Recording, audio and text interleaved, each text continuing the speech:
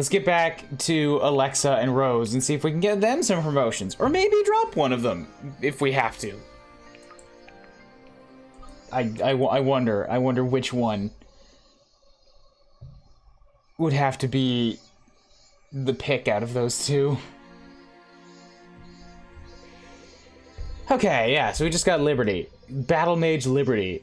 She, you know what? Her actual design does look like it might have been intended for her to go Battle Mage. Because she is a mage, but she's also wearing, like, a not insignificant amount of metal armor.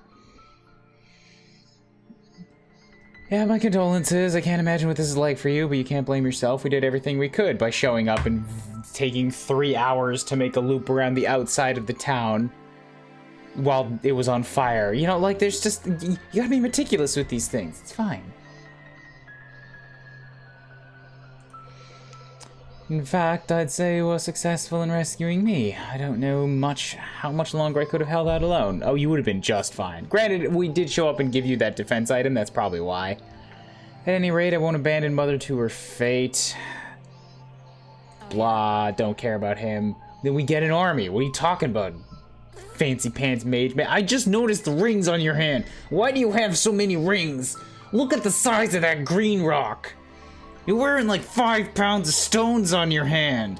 Why?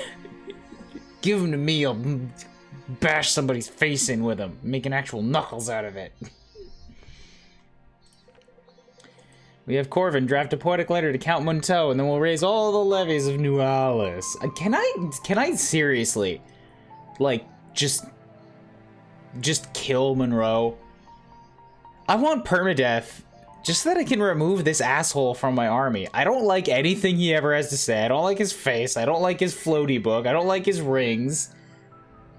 I'm trying to mock the story to make funsies out of it, and this guy's constantly showing up and just being a thorn in everybody's side. He's wearing rings because he's a stuck-up noble who only sees value in money. Sure, but I see value in, you know, a punching bag. Alden has grown...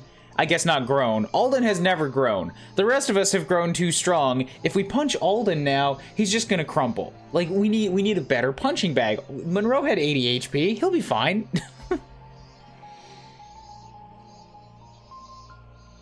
Monroe is just non-memeable Lawrence. You kind of, yeah, have a bigger dick about it, too. Can you guys still hear the cicadas? Like, I feel like they're just...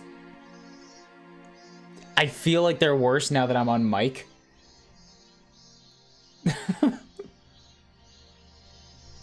It's ambiance. Alright, I guess it is consistent. It never really stops.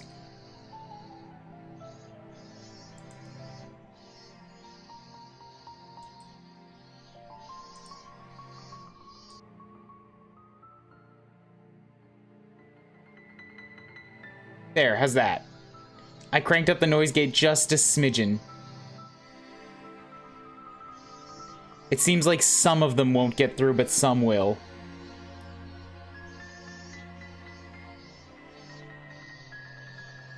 Which might be worse. Ah, this bothers me. I want to live in an apartment on like the 17th floor where I don't have to hear these things anymore. I'm serious, if we want to stand a chance at rescuing the mother, we'll have to go through Varric. That much is clear. The land is full of strong, capable folk with no love for the king. Citizens across Delhi are taking up arms. Who better to rally them around a common cause than you and Commander Sia? Where would we go? I mean, of course, now that I'm here, I might have to go and depose your little lady lord there. Another famous prison ripe with agitators pining for liberation, naturally. Not exactly. I grew up in High Ridge. The people there have a special devotion to the god of oaths. They celebrate his festival. It's the end of the 3rd week. None of that means anything to me. The 3rd week of Duskheart ends in 5 days, which gives us enough time to get there if we leave now. Suppose we make it, then what? The city patrol routes haven't changed in 100 years. If we're careful, I can get you past the guard. Once we're in, we're set up Irving in the town square. Citizens are proud and freedom-loving, appeal to their honor, reminding the Count the Oath's King's broken, they'll follow. Follow where? Shall we lead them right back to the caverns, or perhaps announce our secret location in the town square? We simply tell them to follow the dragon's tail south. Many of the prisoners we've already freed have experience in discretion. We can use them as scouts.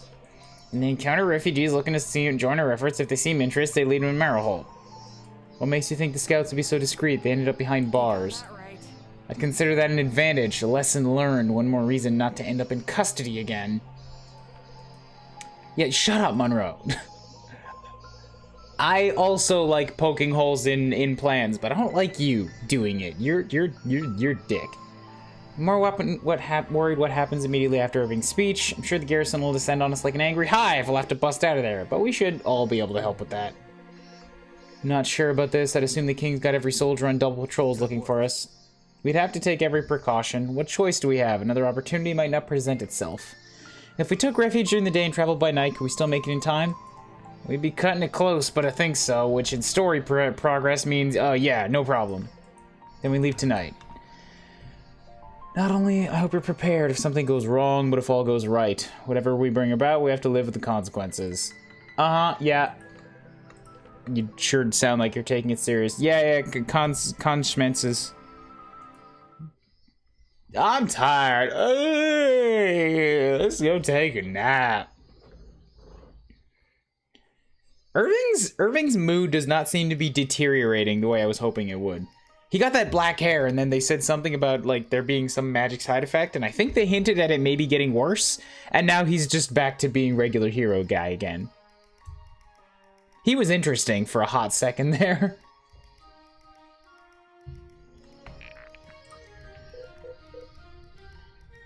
He got black hair and then the plot stopped caring about it. That's not true. The plot still is mostly revolving entirely around him. But, the reason the plot started caring, like, isn't a factor anymore. Okay, so we got Ren, Sophia, Rose, Alexa, and Maiev that still have to promote. But remember that I dropped Maiev. I might take her back, but you know what? I could also potentially just put Rose back into an archer role. Like, if she's got the Strider abilities, and she's about to re-promote. How can I... Right, I already was on the units. If she's got the Strider abilities, and then I put her back into an archer role, then she gets lower weapon weight and the doubling bonus. And then I don't have to worry about her fragility.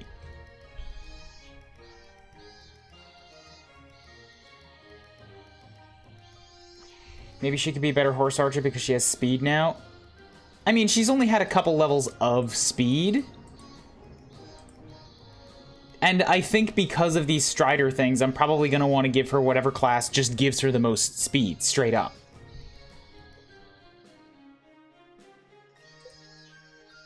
But I really don't love, yeah, the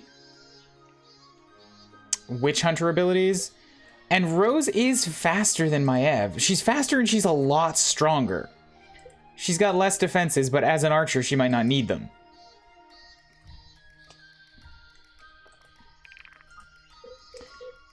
I'll skip the bonds again. I'll do these at the end of the stream. We'll see how long the stream goes.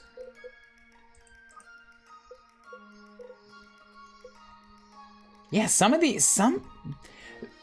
don't know what's happening with these. Maybe it's like the first one you have to trigger by having them actually participate in combat together, and then from there it just levels up based on plot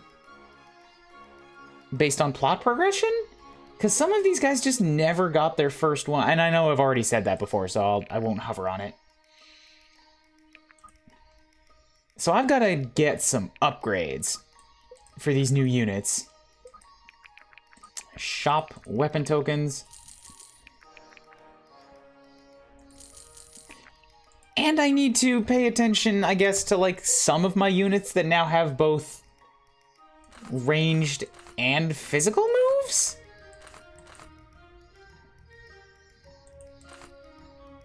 Because Bianca's, alright, let me get rid of that. Power increased.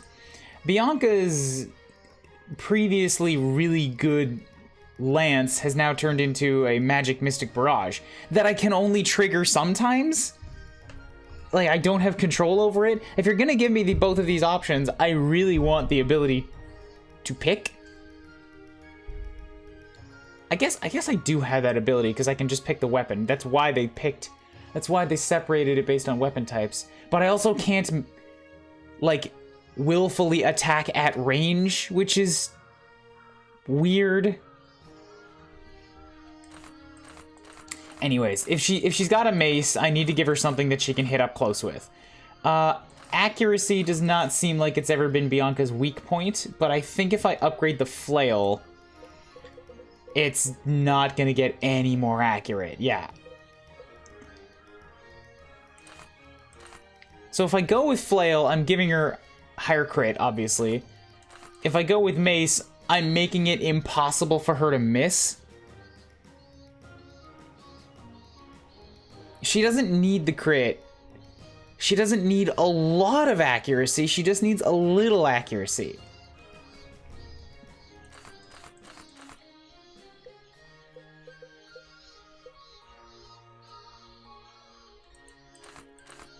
So I'm not sure. What you thinking there?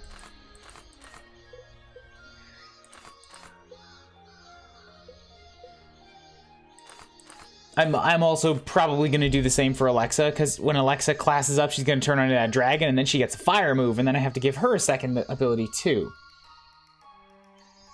Bianca being a warp paladin that has high speed is scary strong? Why is that?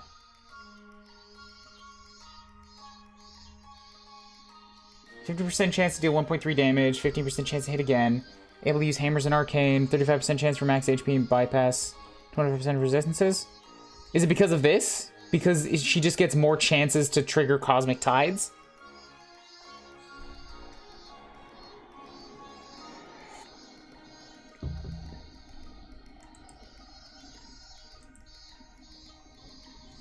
Because her strength isn't that huge right now, but it's up to 70%, so it should go higher. She has high damage and defense, plus being absurdly fast and self-healing. Her defenses aren't that high either. I've always put more stock in Bianca's evasion. She's got 63 dodge, which is almost as much as Trickster Sia. Granted, she's also got Varden's Ardor equipped right now, so that's giving her more. For now. Yeah, her defenses probably aren't going to change much from where they are now. Like, they'll go up a bit, but they'll stay in proportion. Anyways, yeah, what you think for Bianca? Should I go down crit or accuracy with her?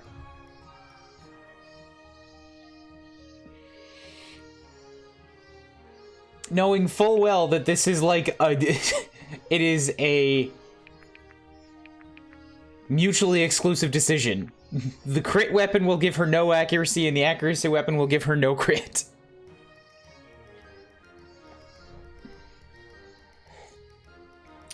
This is just so that she has a mace, like a strong melee choice. And if she's got the two weapon types, I may as well make use of them so I can have her attack different units, you know?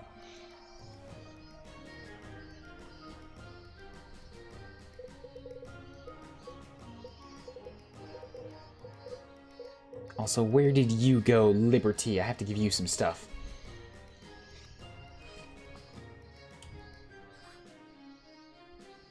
So Liberty's probably not gonna want to go down the Shockhawk route. She's not very accurate. I might give Liberty a bunch of bolts.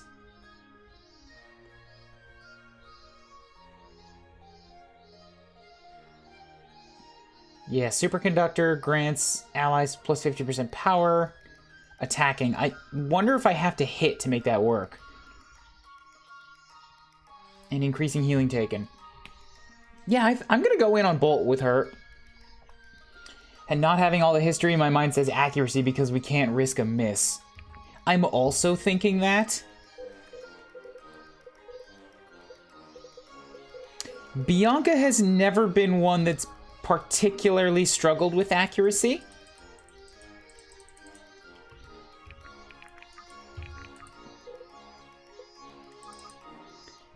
Because she has, like...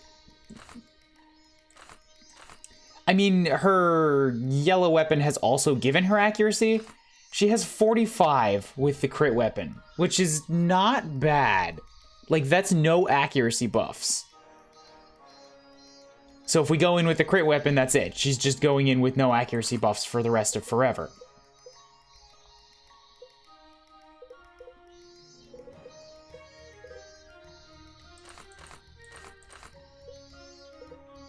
And that should be okay for most enemies.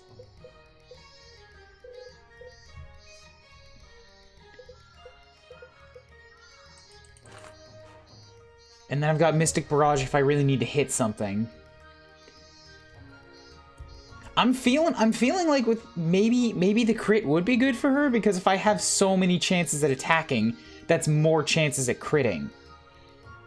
And she's got a crit of 21 with the flail as is, because like she's got this Swift Wind, which might make her hit again, and she's pretty speedy.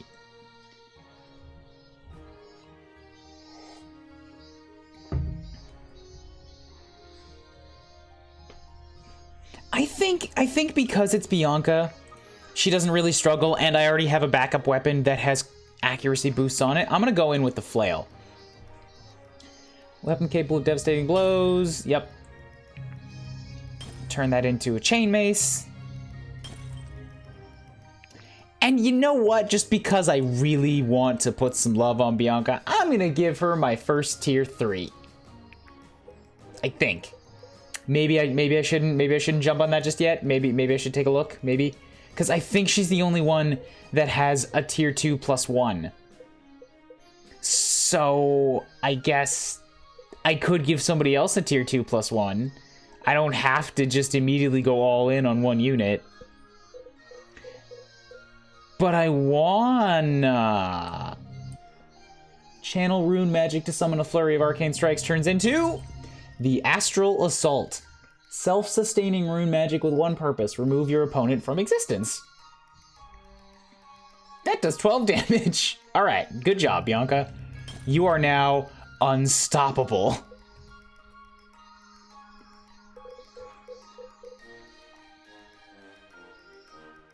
As someone who builds Whirlwind Barbarian in every game, I only recently noticed this. Crit is often irrelevant to me. Are you sure? What if every one of those Whirlwind hits had a chance to crit? You gotta think. Crits can trigger on any individual strike. Faster to direct the storm than to call it in truth. Ooh, yeah, just point the already existing storm where you want it to go. Surge, maintain peak accuracy with lightning magic. One cannot channel too much power. Turns into Energized Bolt. Take what you know about Bolt. Energize it. Energized Bolt.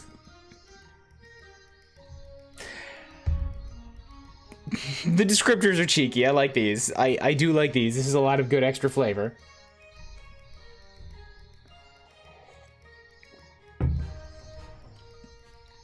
So now Liberty has an accuracy of, oh good, even with this, oh, okay, there we go. I was gonna say even with this super accurate weapon, she's only got a 38, no, it's 56. She's up at 56 now. She won't have any hit problems anymore.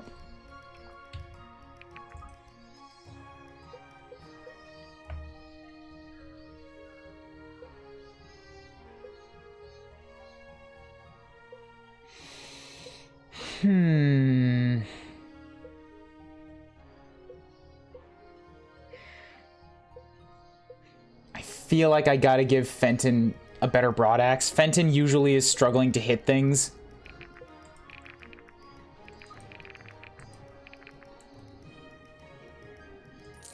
And hey, I'm finally using up all my money.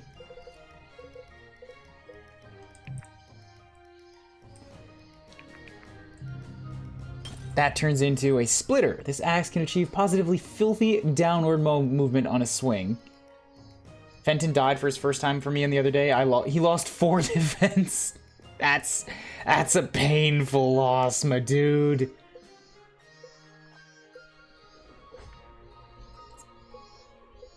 All right, I think we're good on upgrades.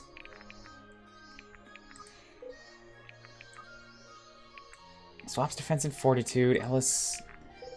She came in with this... Whoops, whoops, whoops. No, I need that stupor. Give it back.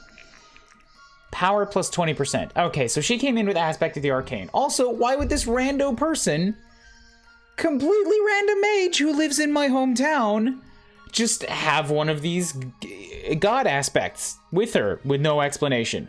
At this point, it's like newcomers just sort of have one with them for free. Remember when the game said 1 was a big deal and somebody with 2 was a world-ending threat? I'm never gonna let this go.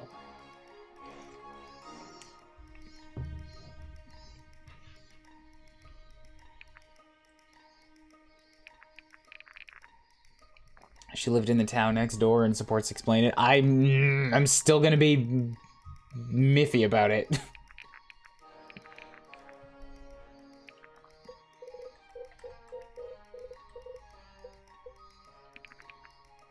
40% resistance to storm magic, 40% resistance to holy magic, 40% resistance to fire magic, kills grant 2% power. Fortitude plus 10 with no adjacent allies. That's not bad if I wanted to give that to somebody as a mage hunter.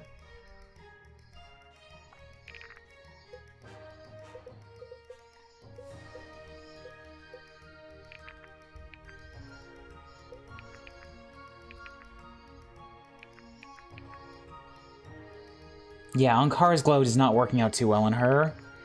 Luck depleted. I need somebody with a lot of luck if I want to get that some use.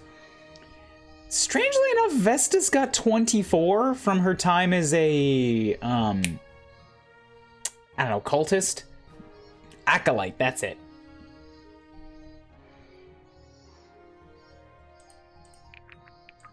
So it's kind of weird to think...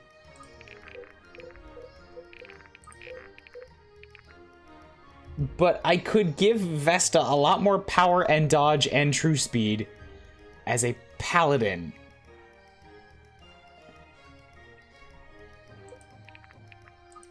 I could also give Samara a stupid amount of all of these things. Which would turn her into a pretty dodgy prophet. She's not bad on power right now. It would prevent her from getting doubled quite a bit. I could destroy Iris's crit chance and turn her into a lot buffier type of a person.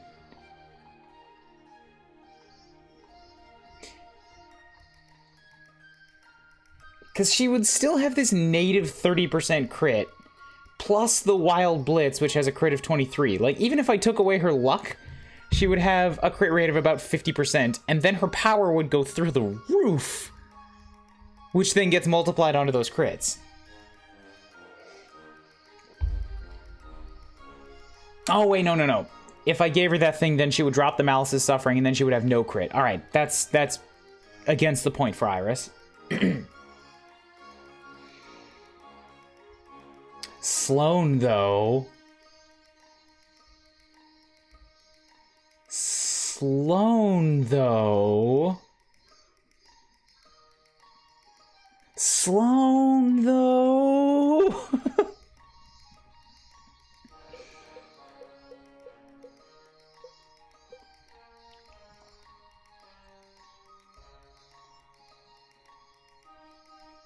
Or I could give it to Sophia.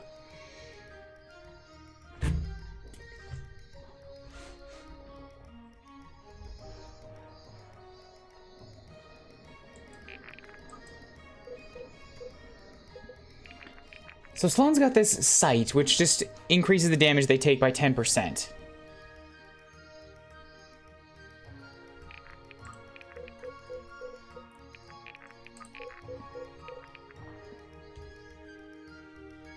If I gave her the glow... Let's see what else I got. Swaps accuracy and dodge. Strength and speed.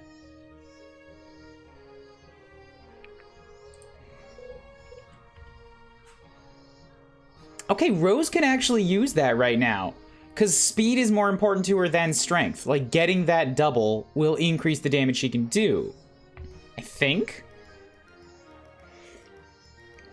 And 20 true speed is not enough to really double almost anybody right now.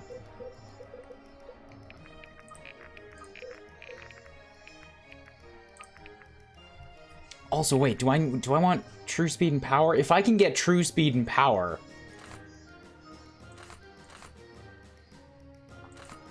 she'll be significantly weaker.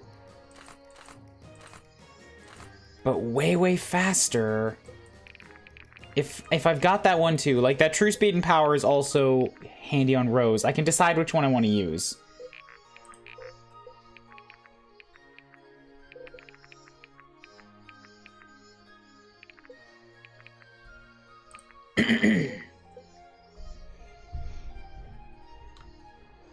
You say boofier to mean stronger at base. I just think I'm changing your name to Buffy and becoming a vampire slayer. Did I say buffier? Corn. I'll give somebody the corn. Counterattack damage increased. Swaps defense and strength. Attacking and defeating an enemy significantly lowers the rate of enemies target the holder. Hit rate is always 50%. Nolan's mastery increased by 20%. Much more likely. True speed doubled. Ein's premonition. Ultim's dodge increased by 30% of strength. Damage is changed to a random amount. Yeah.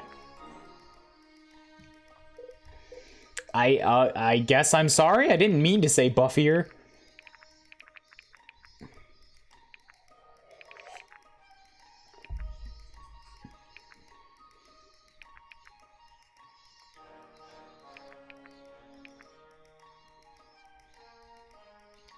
You know what?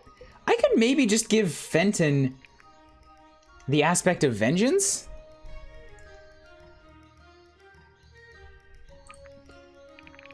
Because he's usually pretty bad at hitting things. So if I put him up against an enemy where his hit rate is like less than 50 or even just around 50, I can equip this and then just maybe crush them. I was just making a joke. That's all right, Black Knight. I'm sorry. I didn't mean to go down on you for making a joke. Those types of jokes fly over my head a lot because I don't pay attention to what I'm saying.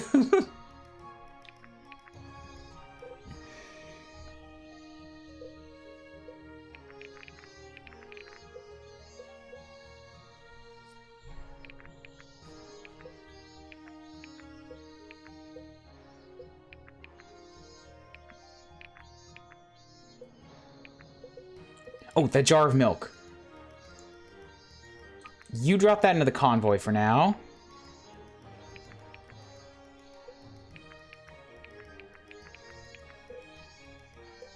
I'm gonna give Iris corn on the cob.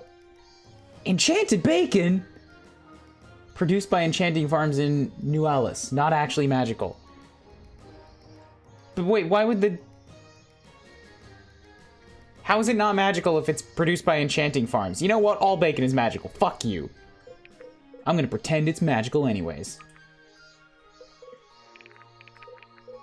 I have so many healing items. I've never bought a healing item.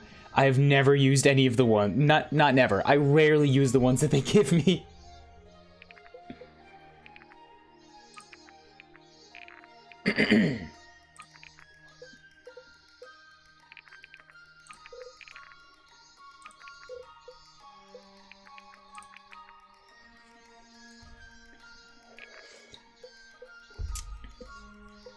Okay, so let's see what happens to Sloane when I equip this Ankara's Glow. Right now, because this thing is going to increase her power, dodge, and true speed. So she goes from, and lower her luck, which is crit and accuracy. So trade off crit and accuracy to get power, true speed, and dodge. She goes from 43, 15, 38, 47, 46... 51 power, 23 true speed, so she goes up by 8 speed, 8 power, and 8 dodge. She trades away 28 crit, and 12 accuracy. She gets 24 stats. She loses 40. Oh, that actually does not seem so good to me.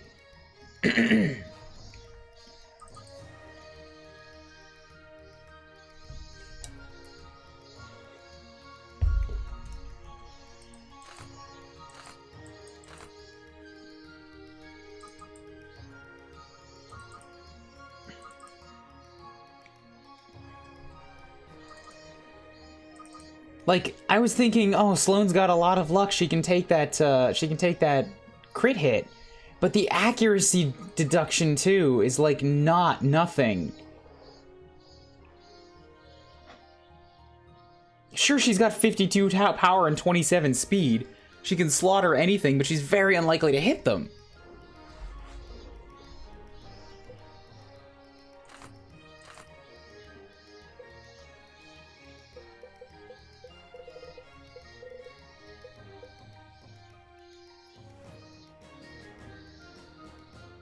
Maybe that would be better on Sophia, because Sophia's got crazy high accuracy.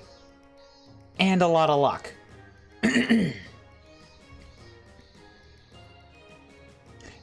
Granted, she also has pretty poor speed, so that true speed buff wouldn't really help. And she's usually an archer, so the dodge wouldn't really help.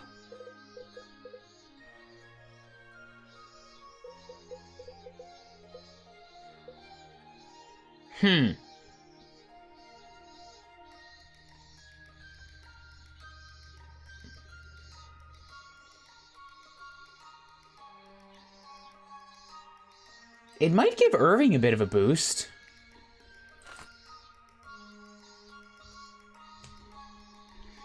I don't know, I thought that Sarathel's sight would be... I mean, I thought that Ankar's glow would give a much more obvious benefit, but, like, it's removing more stats than it's giving. You'd have to put it on somebody that... Like, it's not like it's just a uniform buff. You have to put it on somebody that can really spare the stats you're giving up.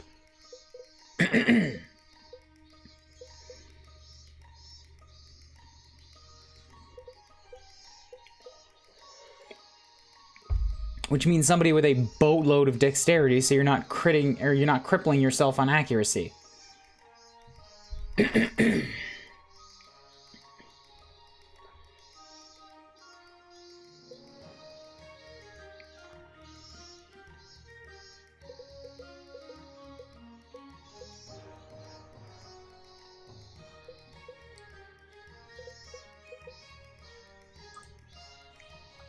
don't know, I think I'll leave it on her, and I can swap out to Sarathel's sight if I need to.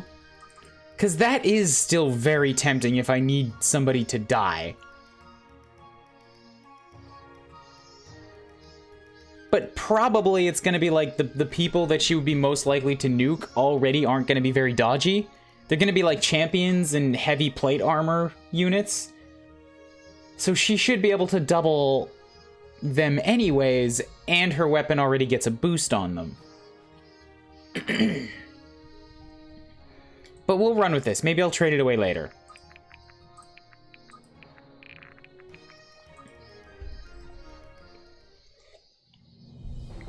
Let's see what happens. Finally, Faust has been kicked out of the top of the army. I'm so happy about that. The party arrives at Brookstead too late to help Esme, who is nowhere to be found. They do come across Liberty, a member of the Order of Eternals, and Irving's aunt. She'd been trying to save Esme. Vesta catches her up, and she joins the revolution on orders from Alistair. Alexa presents a valuable opportunity to win the hearts of Delia at the Festivals of Fame. There, Irving plans to take the stage and recruit citizens to the revolution's cause. Why were we just down in Dervin? Weren't we supposed to be at Brookstead? Weren't we just supposed to be at Brookstead? How come we walked past Brookstead? Map, you're not making much sense. Glory to Kane. Hey, how come these guys took the stage with me? The fuck is that? What are you doing here? Black armor elf man and Brooke. Like, I can't say anything bad about you aside from the fact that you are not in the army. Why are you here? There's like 20 other units that are much more qualified than you to be standing here.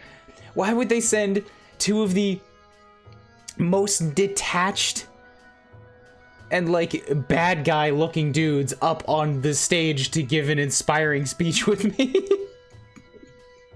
Why would they not send the colorful guys or like the representatives of the world-saving groups? No, they sent an assassin and somebody who looks like he has disdain for everybody in the audience.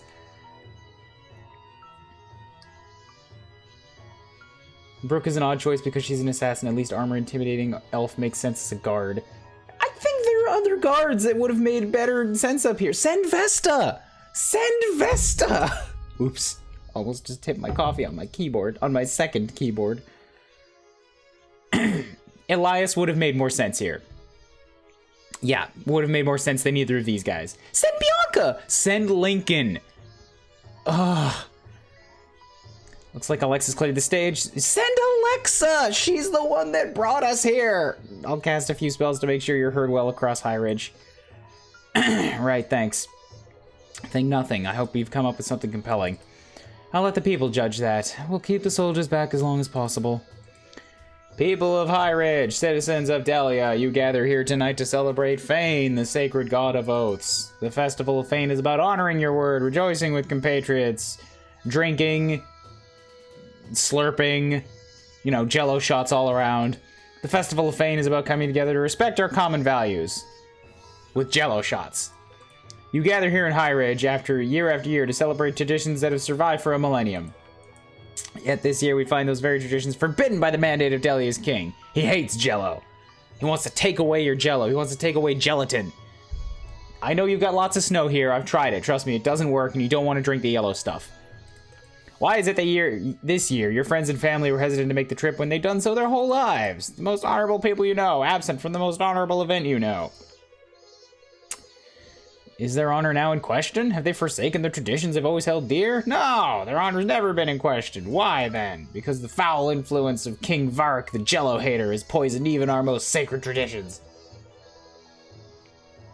And what does our king know of oaths? He has broken his oath as protector of the Jello, opting to wage a war of conquest we cannot hope to win. He's broken his oath to care for the weak and vulnerable of his kingdom, breaking them underfoot to build monuments to his pride. He has broken his oath to serve his people, twisting his station to take his citizens as slaves when his own ancestors first outlawed the savage practice. He once broke an oath that I hold dear, conscripting myself and many youths who could hardly lift a sword into the army. Alton is too young for Jello. I mean, not for Jello, but for Jello shots? Yes. Little did I know he'd already banned all the Jello shots. So he got ahead of me on that one. He sent many of these children to their deaths. And for what? Hundreds of lives that our great country will never get back. Hundreds of lives that would be happily training at home, were one such oath honored that day. I am Irving Sildyrian of Brookstead. I am the leader of the Delian Revolution. I know what you've all heard. Yes, Lady Sia is here. She is not up on the stage with me right now because of fear of assassins. I, however, am indisposable. I cannot in good conscience sit idly by and allow this oathbreaker to destroy the kingdom that I love. Join me, those of you who truly wish to honor Fane with a noble sacrifice. Join us in our efforts to restore Delia's honor and glory. And Jello shots! Follow the dragon's tail, and Friends of Liberty will point the way. Silence, traitor. I am the traitor. Come to your senses, man. Capture him. I was gonna attempt to defend it with like, well, Brooke is pretty, I think, but then why not Sloane? Also, I forgot what she really looked like. What, Sloane or Brooke? Because we were just looking at Sloane when I was talking about the items. And Brooke was on the stage. Sia is out procuring and testing the Jello shots for you all. As a former barmaid, she knows this work very well. I trust the future of our kingdom's Jello shot traditions with her.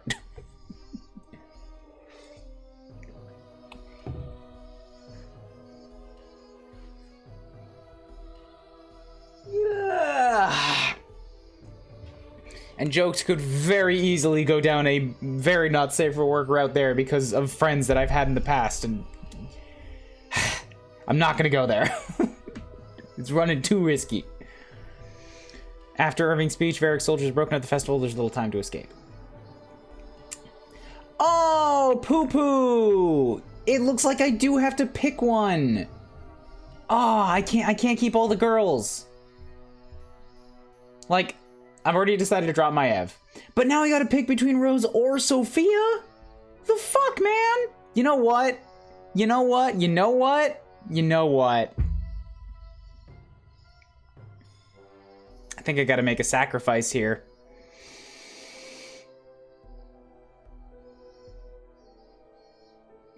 I'm sorry, Fenton. I love me a dwarf. I do not love me a berserker. You are very poor at accuracy. I cannot rely on you to hit things. You don't crit. The one weapon I gave you with a ton of damage will never hit anything. I've wasted so much money on your weapons. I already have 3 warriors. I want archers. I want rangers. And with that, the prophecy has been fulfilled.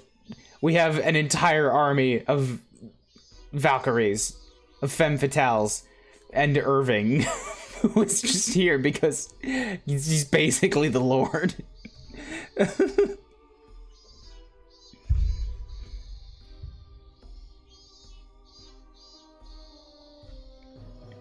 Would you really announce that to the crowd of a festival? I meant Brooke. And I'm on mobile, she was the size of a period on my screen, age wasn't recognizable.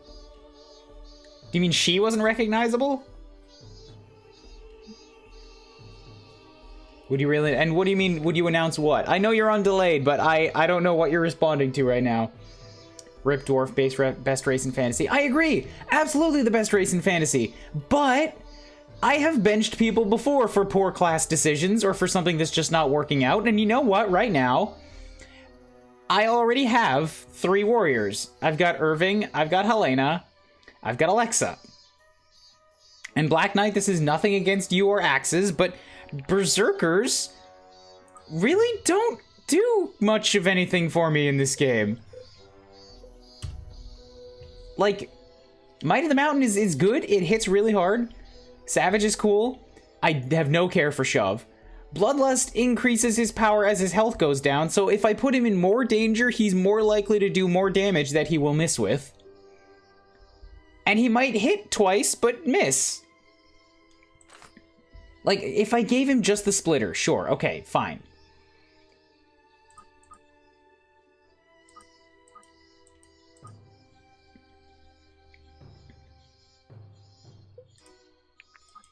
But, like, if I gave him the splitter... I'm trying to get that Manos' Fury off of him. Let's just... so 50% plus... I think he was about 38 power with this thing. 38 power is not a lot. I've got multiple other units that are rocking... Okay, I guess 38's, like, kind of in the middle of where I'm at, so 38's not bad. But he's not fast enough to double with it. He's got no crit with it. He's not got a reliable dodge with it. He's not even got that much HP to lose in the first place.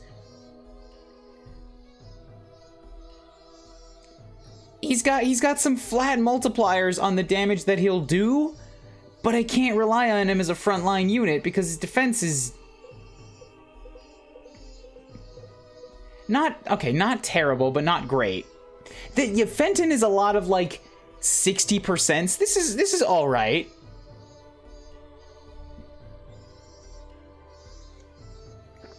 I made Helena a berserker, but she has accuracy at super high magic res. Yeah, like Fenton seems like as a dwarf he would just be destined for the berserker role.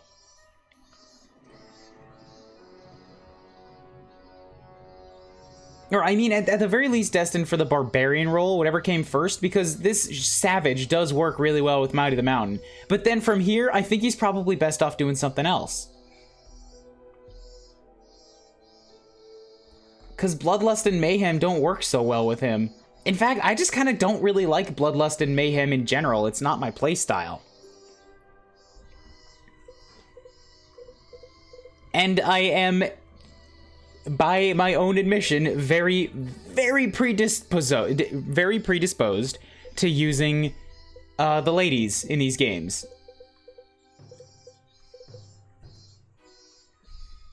Plus, you know, just with the way that my army's working out, I've got a bunch of warriors already. I do not have a bunch of rangers. If I dropped Rose, I would only have Sophia. I still don't have any promoted rangers. He announced he was the leader of the resistance. I mean, yeah. Yeah, you could announce you're the leader, because then that gives people more inspiration. Like, this is the guy.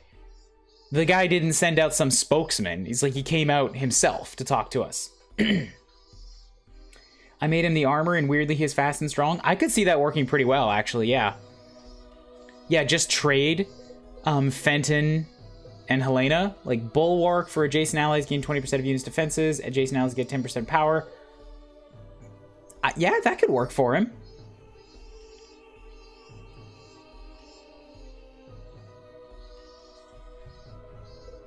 But, yeah, all things considered, I think I'm not going to continue defending my decisions. I've had Fenton for, what is it, like a stream or two?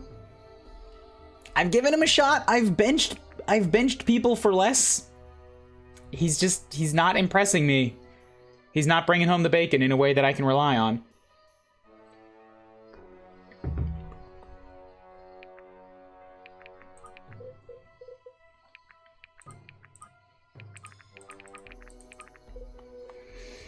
So who's got hit problems then? Who can I give that Manos' Fury to instead?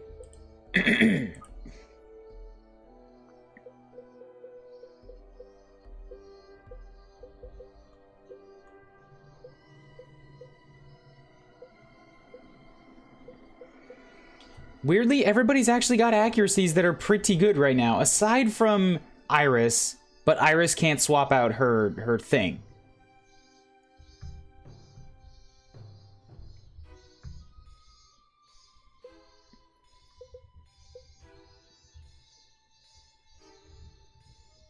I could potentially give it to Helena. Helena's got a not insignificant power.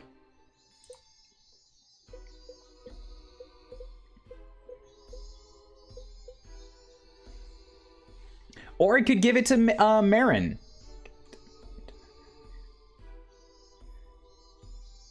As the Crusader.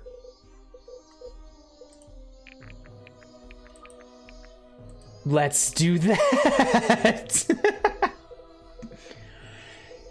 On her turn, usually her strikes are like a 50%, whether they're gonna work or not anyways.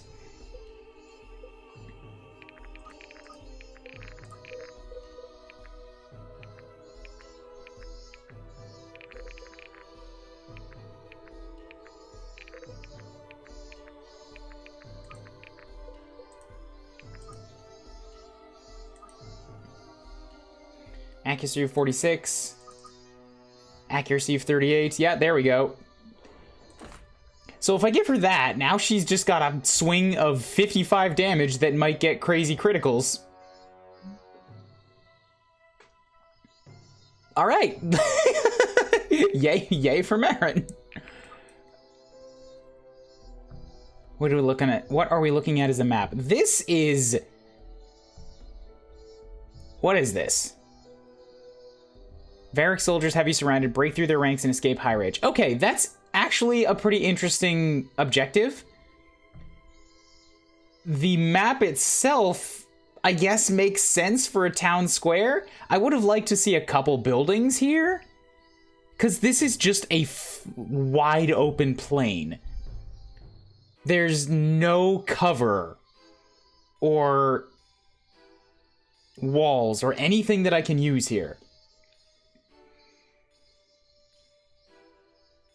And you're in the middle, so you're going to get pincer attacked. Like, the ideal situation here is to punch a hole in it and get one unit out. This map looks needlessly big. I don't think it is needless. I think the point here is, like, you want to move in one direction, and then you have a turn, like, you have a few turns while the guys on the other side catch up to you. I hate this map. It is so boring, and I like Fire Emblem Echoes maps. So, is actually playing the map boring, or are you just saying the map itself is boring because there's nothing on it? Because I can see playing this turning into like, oh god, oh god, oh god. It can turn into a panic real quickly. That's the only building. This isn't a building, this is the stage.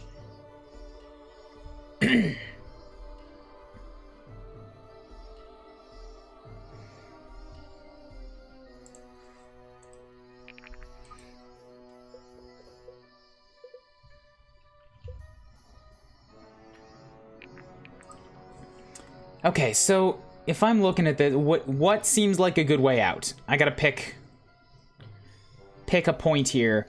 I could potentially still farm a little bit of experience here, but I think it's gonna be way better to try and do so by huddling into a corner. Like, I need to punch through, get into the corner, and then set up shop to take on everybody that comes at me. Until I feel that I am at too much risk, and then I can immediately bail.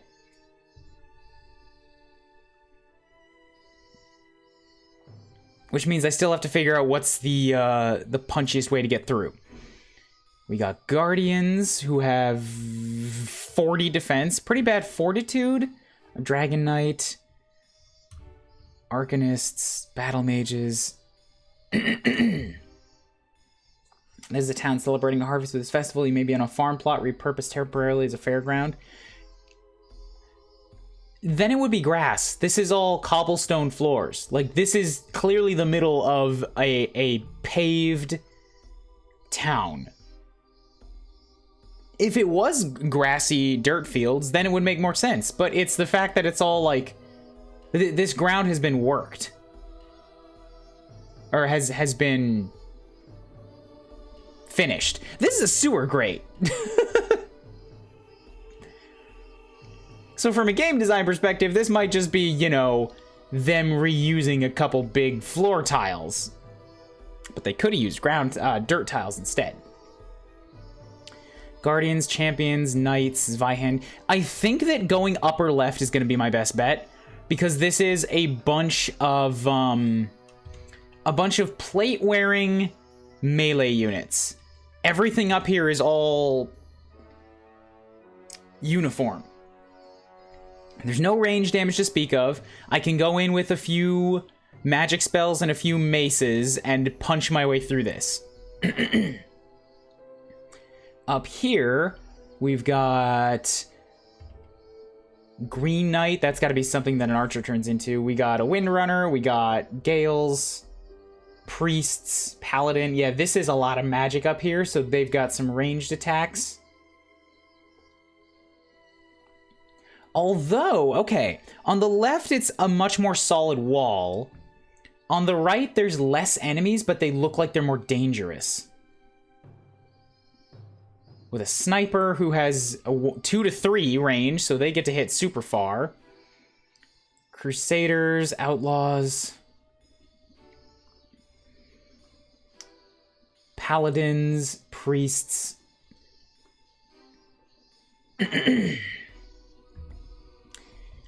So the left is more basic enemies, more of them, and the right is the dangerous ones, but less of them.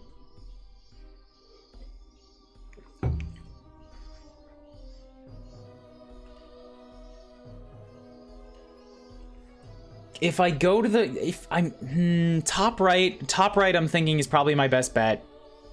Because it should be theoretically easier to deal with... I mean, top left.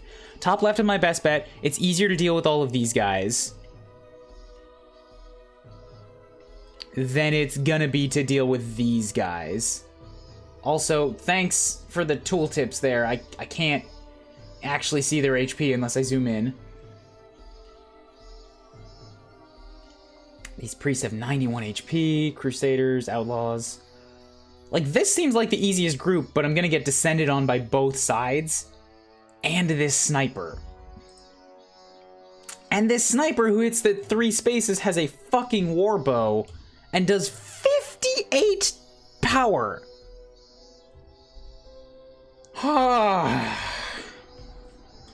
That's terrifying. That's actually terrifying. I have nobody in my army that... Marin approaches that, and she's got a thing that's boosting her power. at the expense of her accuracy. Sloane has that, but she also has a accuracy cut for a power boost.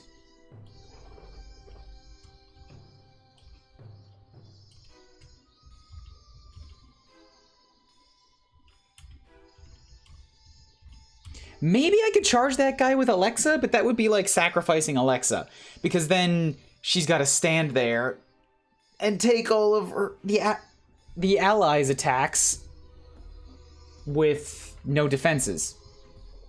This is the first map I got a game over on. Oh, did you just try to escape, or did you try to get some experience out of it?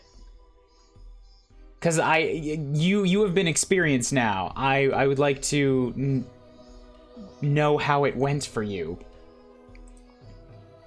Ryan's gonna kill the everything. That's always my intention, but I'm really guessing that it's not gonna work here. This seems like a situation that is actually kind of hopeless. Hopeless is too much. This seems like a situation that's actually futile. Like, trying to kill everything, you're just gonna take too much damage. I tried to escape and you still got a game over. Okay, cool. Yeah. Let's just aim for the top left then. The goal works differently than other escape maps. Okay. No more. You've just filled me with dread. We will have to see what happens with this now.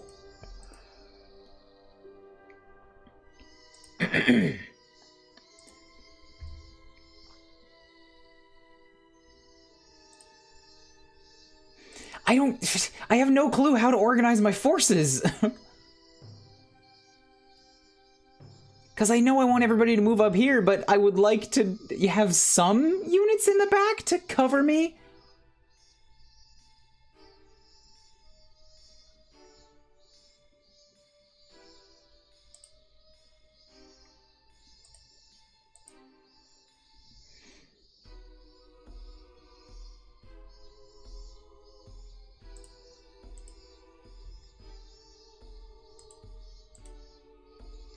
Okay, sure, I guess let's just run with this. It is what it is. The plan sticks. I'm gonna try to go to the top left. Maybe I'll get lucky and they won't all charge me? But I'm guessing I'm not gonna be that lucky. Probably not gonna be that lucky. Lead the way.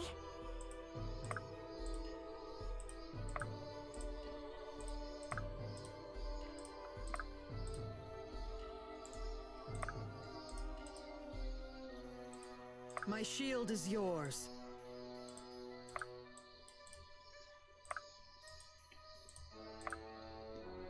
Just get everybody walking over here. Keep everybody together. In position. There's no point in splitting up.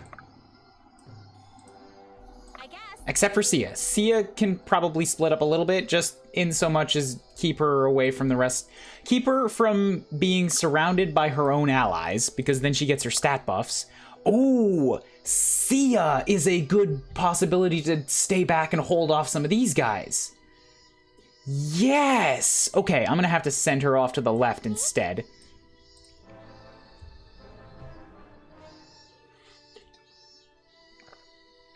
She won't be able to hit back against the sniper, but with her tricksterness, she can hit back against ranged attackers, and she's dodgy enough to hopefully heal herself on every turn.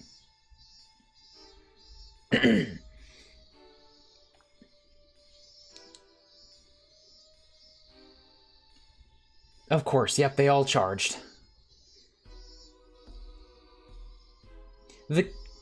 Another small critique. I've noticed it before, but I haven't said it. The map doesn't move fast enough to show you all the enemy movements. They kind of, like, it processes that the enemy is moving, and then the camera starts moving towards it as the enemy's already doing its move. So a lot of stuff just happened that I didn't directly see.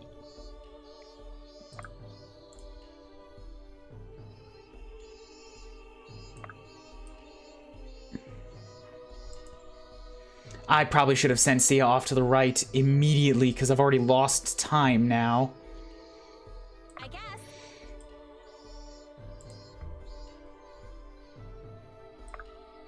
I could spend a ranger turn giving her haste, but the rangers are already past her, so that seems pointless.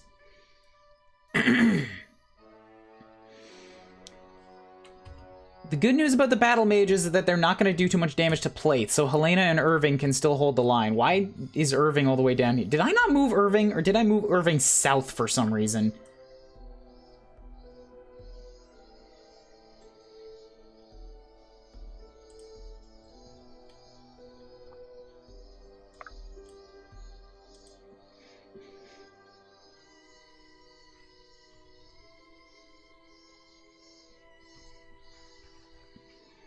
So you guys have crushing damage, so you're gonna do extra damage to plate, so Bianca's a bad call. You do negative against leather and rune cloak. Oh, if Bianca was if Bianca was a windrunner, she'd still have that leather.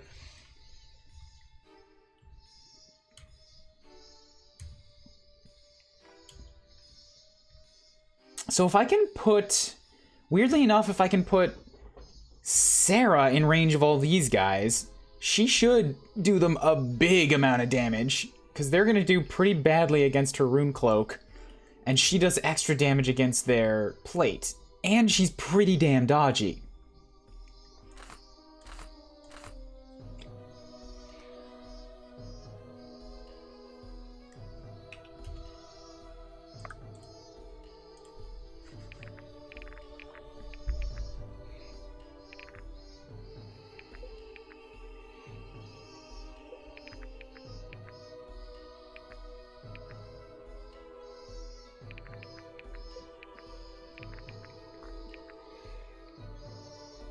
Is she fast enough to double?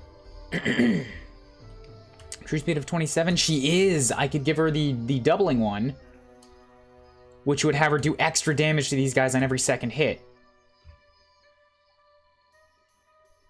And extra damage because of Royal Decree.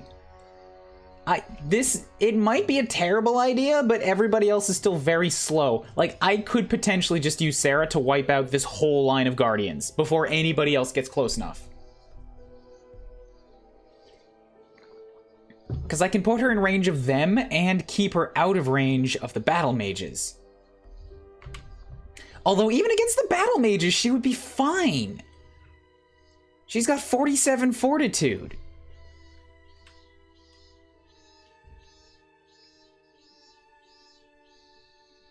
This might be a terrible idea, but I'm really actually kind of loving it if I just put Sarah here and be like, come at me.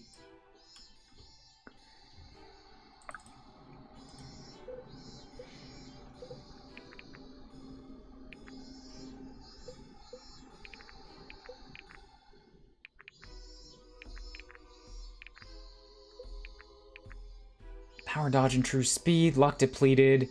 That'll take down her accuracy by a lot.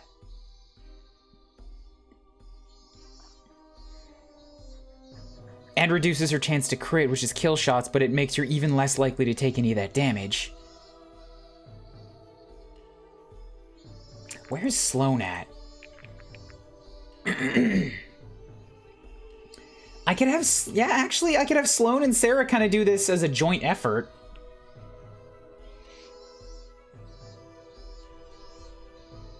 And it is getting them both closer to where they need to go.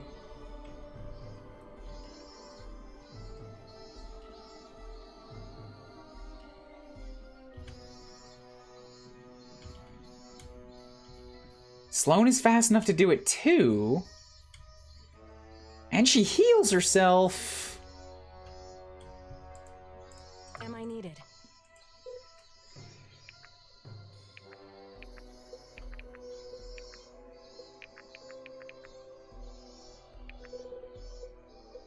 Yeah, I'm going ahead with this. Give me that Pelagial's Flash. Take a Blood Orange instead.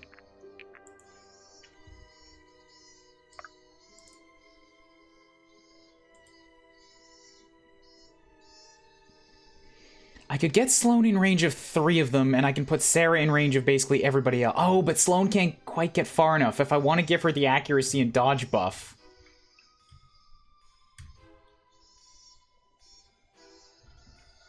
I can only move Sarah so far.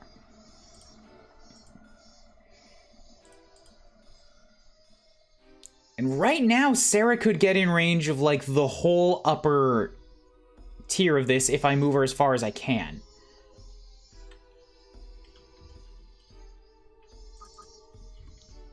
So I'm gonna make this move.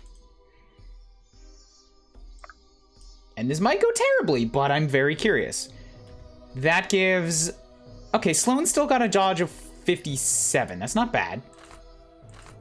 If I leave her with the Mystic Barrage, I can put her in range and maybe she'll attract 1 or 2 of them. I think she might just attract 1 of them. If I move her straight forward, she'll attract 3. And that would take some attention off of Sarah.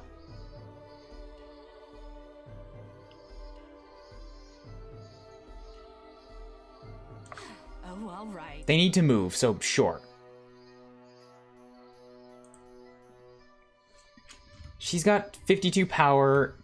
I can move up here so that Sarah gets a bit of a buff, but then that's putting Bianca in range of a whole lot of this melee. Like 3 of them, and they've all got the Crushers. 33 power against 32 defense.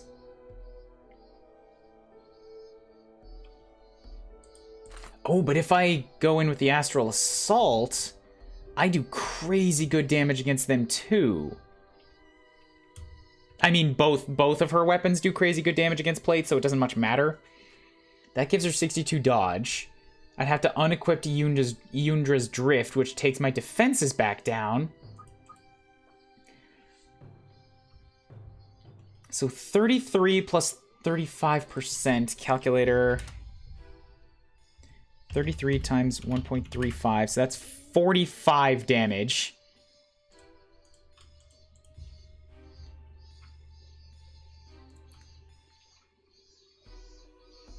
Minus 24 is 21 damage. She could take 2 hits. And she might dodge 1 of them? I'm gonna... I might regret this.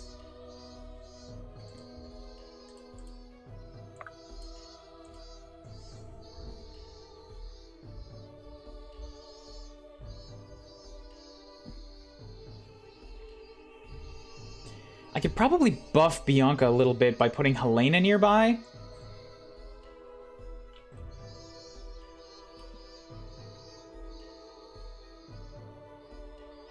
Because I could give Bianca an extra 4 defense.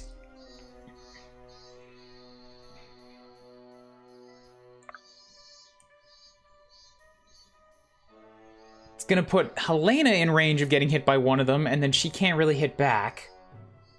I mean, she can, but she's unlikely to do much damage. Yeah, I'm gonna trust that Bianca can do that and have Helena keep moving. She does not do good damage against any of these guys because they're all in plate and mail.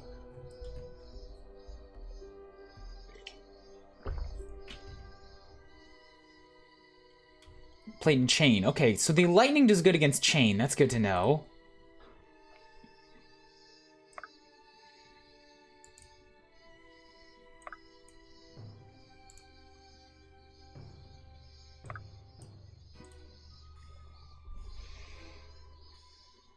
I'd like to put a few units into position where they can attract attention, but these guys all share an attack radius with these battle mages. If I can get someone right there, which is 1 space out of Helena's range, I guess Helena attracting one of the storm, but I'd rather the storm go hit Sarah than go and hit Helena, because Sarah can hit back.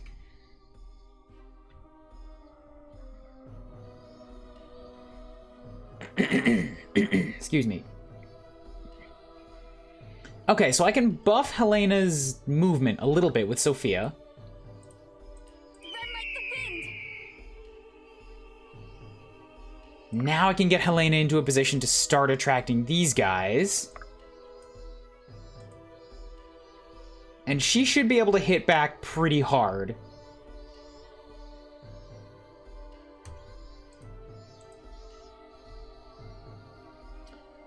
Damage, healing an ally, consumption. She doesn't give any boosts for being nearby. Precision, crit, weightless. Blast of fall, healing range, dodge increased by 15% of power, healing. Just get everybody else closer. How can I assist? Try to get, yeah, Alexa in a position where she's ready to charge in next turn. My shield is yours.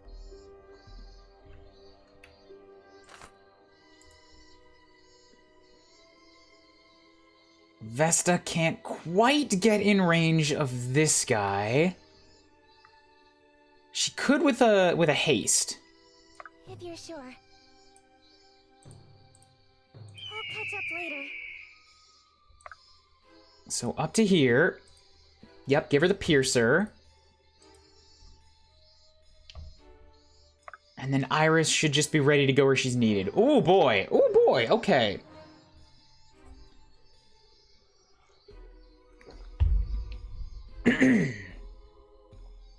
So, oh, right, there's a dragon in the bottom left. Forgot about him, too. Oh, they're pincering. Oh, they're coming in. Good. Yeah, they have very low chance of hitting Sarah. She's not doing as much damage as I wanted her to, but she is doing a lot of weakening, which is good. Ow! Sloane, no. Sloane destroys people. Woo, good. Yeah, she's in a good position. I'm happy for her. She healed herself back entirely, too.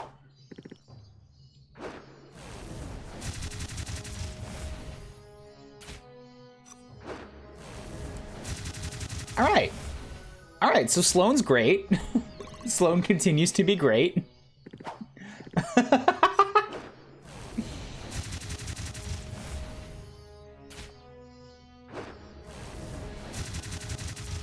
So that's 3 enemies down.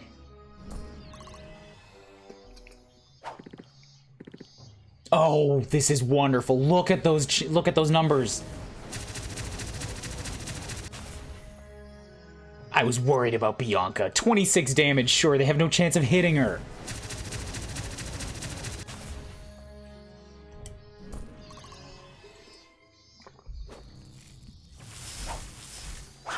I like dodge. I like dodgy units. Dodge makes me happy. All wastes before the sun.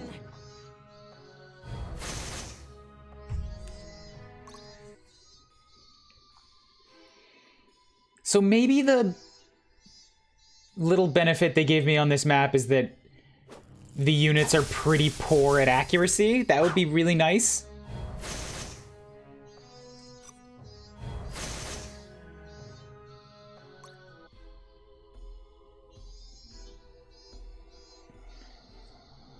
Because so far only 1 enemy has managed to hit me. 2 enemies have managed to hit me. Oh god, really? I just don't even hurt him. Vesta's got not great strength. When did we put Sarah on a magic carpet? Last stream, yeah. So now she's a magic buff bot. She gives everybody around her more accuracy and dodge.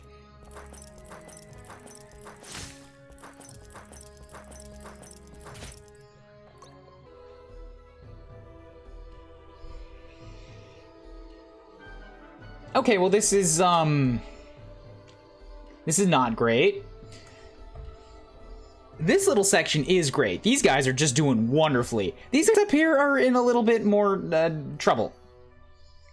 Just a smidgen more hot water.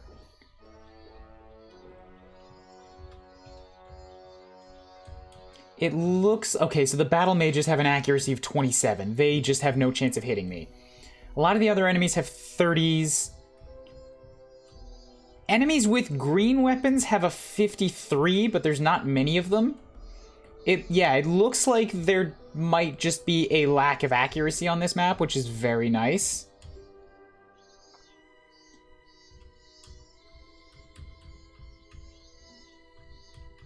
That gives me some chances to... okay, so yeah, the sniper's got 48. I still have to worry about him.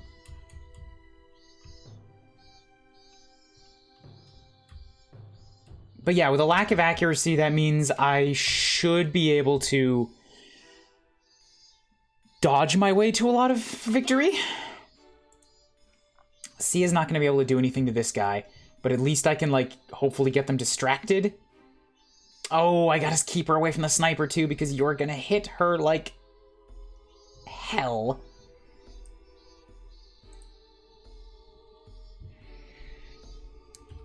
This also means that I probably don't have to give my dodge items to the guys who are already pretty dodgy. I could give them to people who are less dodgy.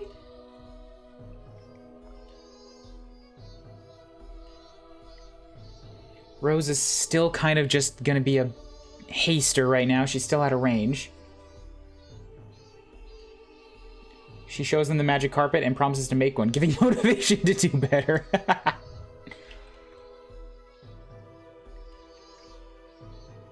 I think the Dragon Knight can't really do much to Irving, because he's got piercing and flame, and both of them, I think, do pretty poorly against plate. Is there a pyromancer somewhere here? Priest. I can't check flame damage right now. I'm pretty sure flame does not great against plate because Sloane used to be a sorcerer, or a sorceress, conjurer. She used to be somebody with fire. So as long as I keep Irving out of range,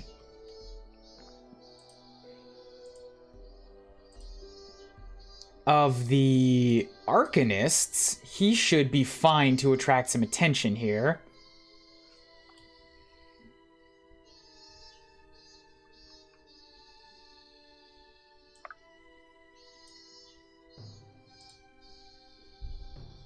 He can go in with his Zweihander and he should be fine. Yeah, hit hard. Single hits, but hit hard. And he gets more damage for there being people around him with buffs, or with bonds. Does Sloane have bonds with Irving? I'm pretty sure that Marin does, but I would like Marin to be involved in combat right now. She can come and bash this guy. Or she can try to bash this. Yeah, because Sarah's got other things she can be doing right now. Bianca's going to be very valuable up top where there's all this plate.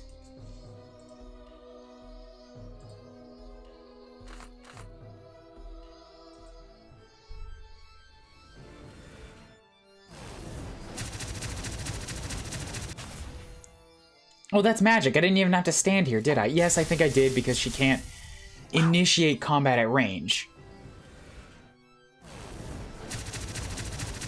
It's really weird. It's like, if there's an enemy in melee and an enemy at range, then I can switch to the enemy at range, but I can't initiate at range. Very strange.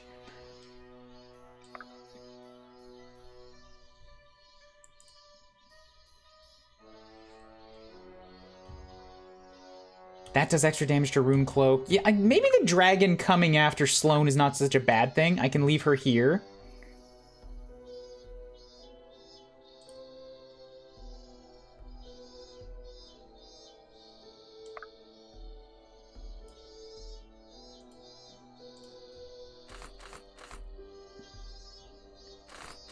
That is so much health.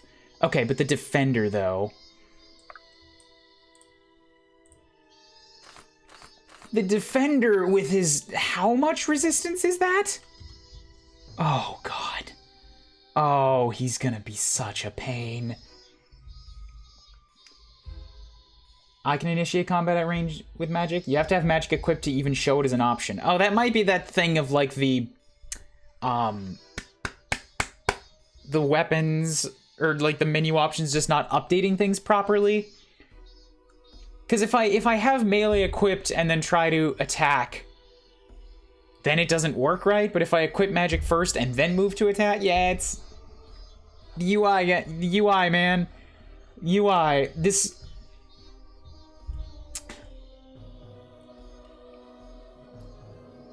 You just made me realize, yeah, it's even more lacking because there's so many options in the game.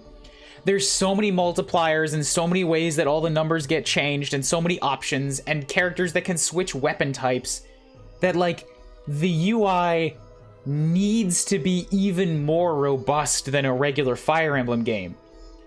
But it's below that point. So there's so many strategic things that just don't work, or you can't see the info you need to make the most of them.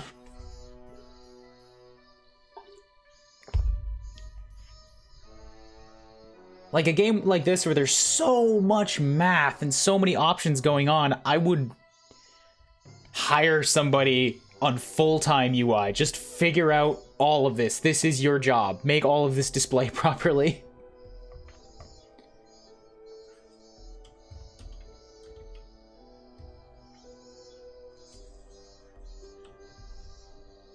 So I would like to use Iris up here, but if I do, I need to make sure that she's protected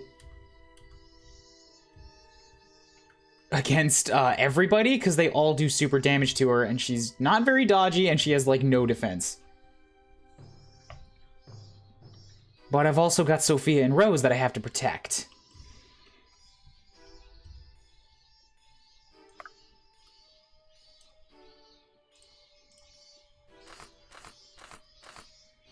Holy shit!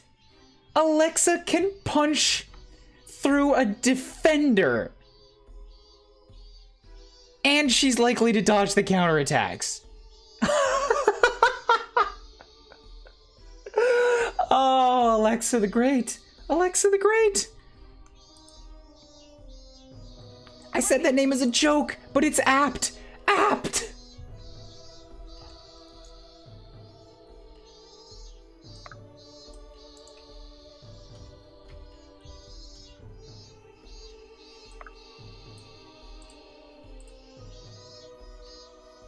Yeah, do it. Kill this man. F, you say. I'm actually jealous of you, Alexa.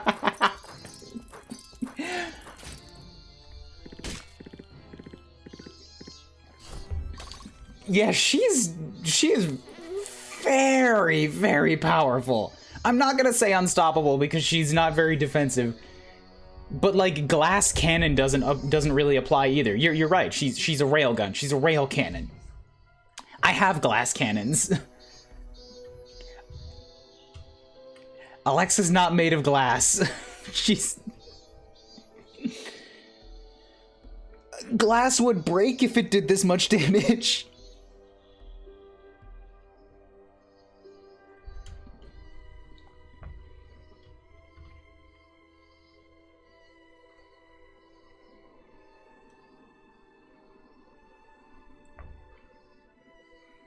Alright, can I destroy this second defender? Or do I need to destroy this second defender? The defender has 40 power. He's not more dangerous than everybody else around him. He's actually less dangerous because he is less likely to double. So I could probably leave him alive for a turn.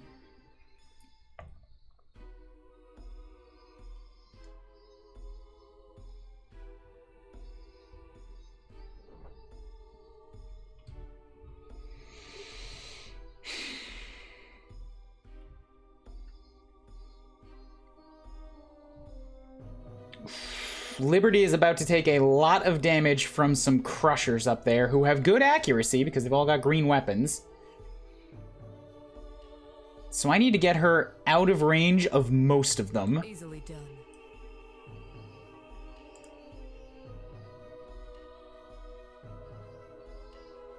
She also has 46 damage, so... yeah, 46 defense. She's getting a bunch of that from Jono's stupor. Maybe I could give that to somebody else?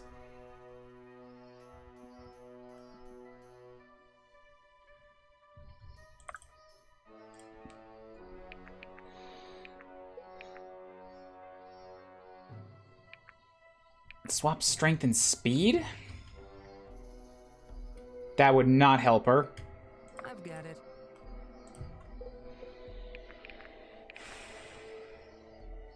Power and true speed. Hit chance increased by 15%.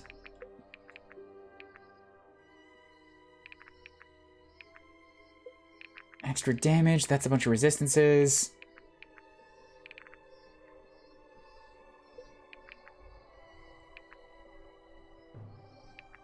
Defense and Fortitude, Manus' Fury, power increased by 50%. None of these are really likely to... I mean, okay, I'm looking at what will help Liberty. What I should be thinking is who can benefit from Jono's stupor.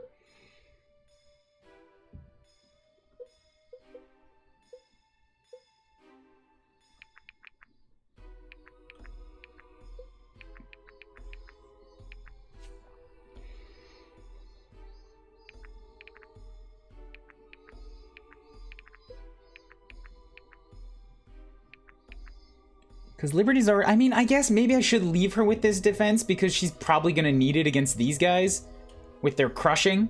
Actually, they only deal 33 damage. With Jono's stupor, she's not in danger from any of these enemies. I can just send her up here and have her go to town. She's not going to do a lot because she can't double any of them, but she can attract attention, survive it all, and give out a lot of free counterattacks.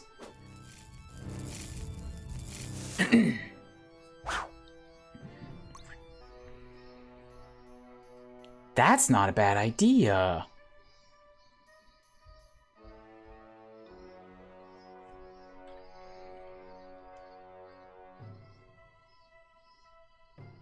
So as long as I keep Sophia protected, she's probably okay to step forward and take a shot here too.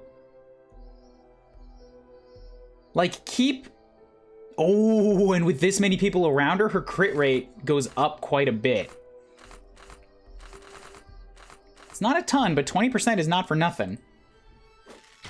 Slow and steady usually win the race. Not sure about here. I'm not trying to go slow and steady, but, like, I don't think there's any benefit in trying to rush one unit through. It's just going to leave some of my weaker ones behind to get killed.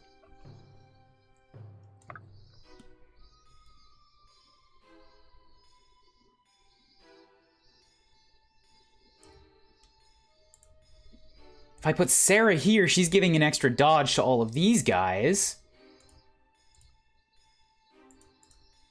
Actually, if I put Sarah here, because Bianca probably doesn't need it.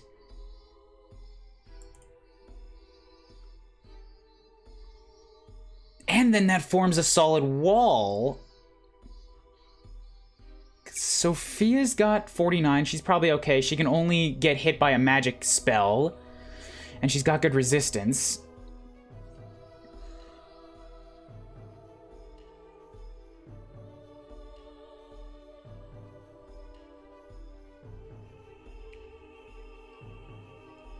Here to help. Can't hurt any of them, so Iris is pointless against the defender.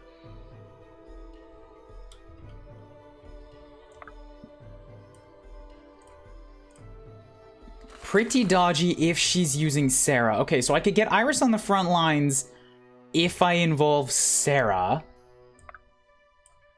So if I put Iris up here, she suddenly becomes pretty useful.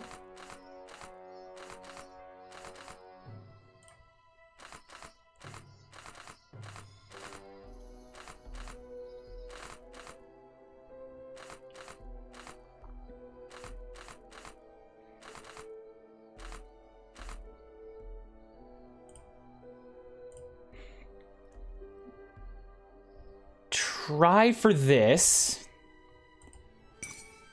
You've had your chance. I might get lucky and get both crits. Oh god, I didn't need it because fucking remember all of those multipliers she has. points damage.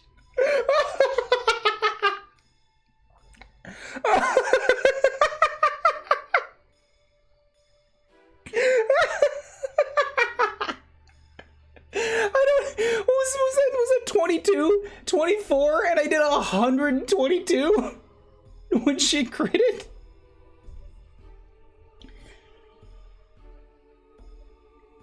Add 25% to crit, increase range on... Yeah, 50% chance for a crit to deal plus 60%. And then crits against full health enemies deal plus 60%. Yeah, she got both of them at once. Oh, God. That was so strong.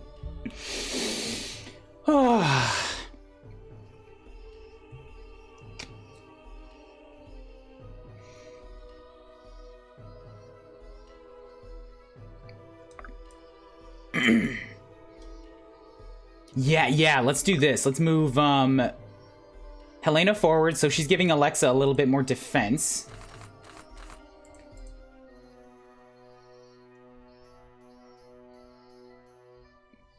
Let's move Sarah to here. You're unlikely to hit me back. Was there a sound? Did I just hear, like, a Mario coin?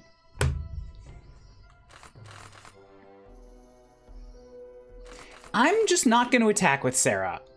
I need her here so that she's blocking off this defender, but I can't do much back to him, and I don't love the chance of that 38.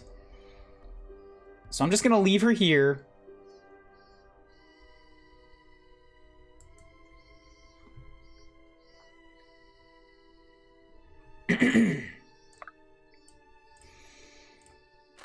Can't do any damage.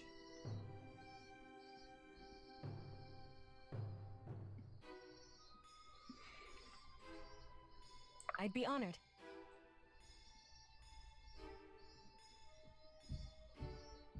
I could also just move Sarah here.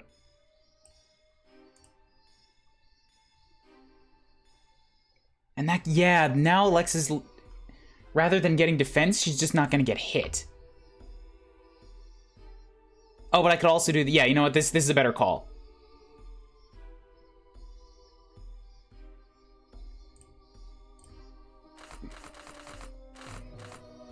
So charge in, do your hit.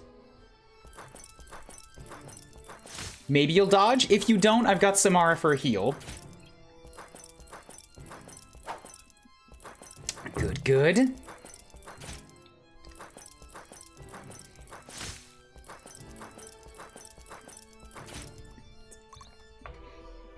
And then we put Sarah here, so I'm giving extra dodge to all of these people. Like, everybody are in this little cluster now is now getting Sarah's accuracy and dodge buff. I can slaughter this guy, or I could weaken this guy.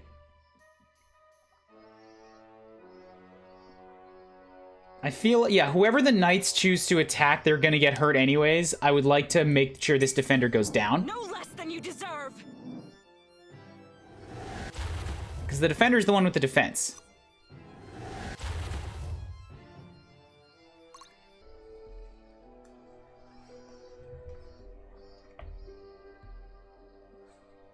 All your slashies are gonna do extra against leather, right? Yeah, a lot extra against leather. So, Samara on the front lines is a bad call. Excuse me.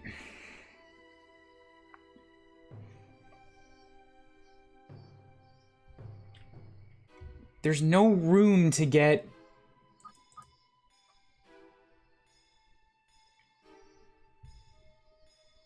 Swamps power and truce. There's no room to get Rose involved just yet. Zeltar's flight swaps strength and speed. Linnera's whisper. So with Zeltar's flight, she's got 35, 26. If I give her Linnera's whisper, she's got 20 and 41. Whew, okay.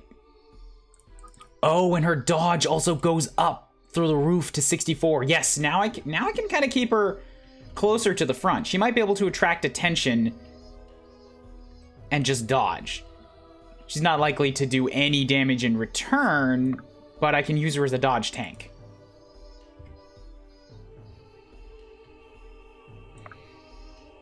Or at least get her close enough to participate next round. Or at least get her close enough to participate next round.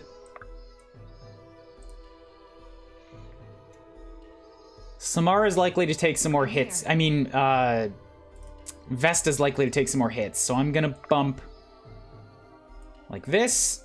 Drop a heal on Vesta because she's still in range of those mace guys up top.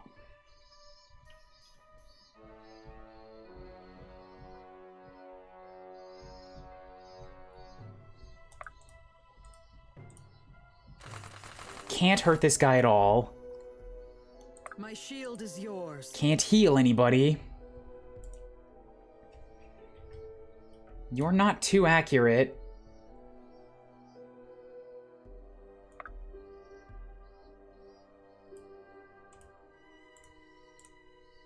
So if I move Vesta to here...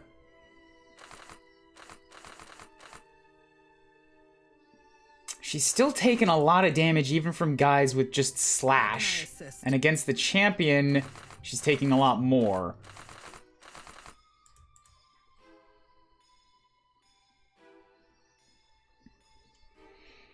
There's not a lot Vesta can really do here.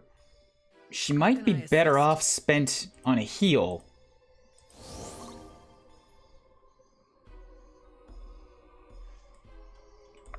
And then lastly, I've got Marin, who can come in with this crazy damage. But let's see what happens if I give her something else. If I give her the defense and fortitude, there's not much magic damage here yet.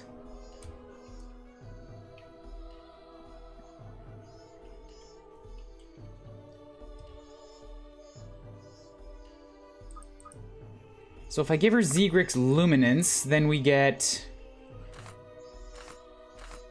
a much better chance of dealing some damage.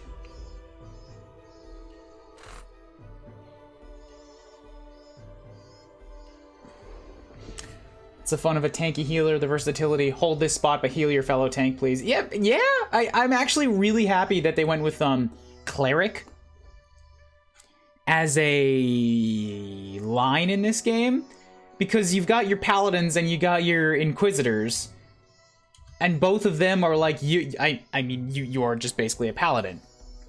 You have armor, but you also heal, and that's so different from the usual line of like healers. In fact, even the priests and the prophets, who are your cloth-wearing healers, they have an HP growth that's through the roof. And, like, they're pretty dodgy, so they can still be, like, somebody that you put up there to attract attention. And the damage dealers are like, alright, well, I'm just gonna vampire off of you. It's probably my favorite line in this game, is the clerics. I like them all.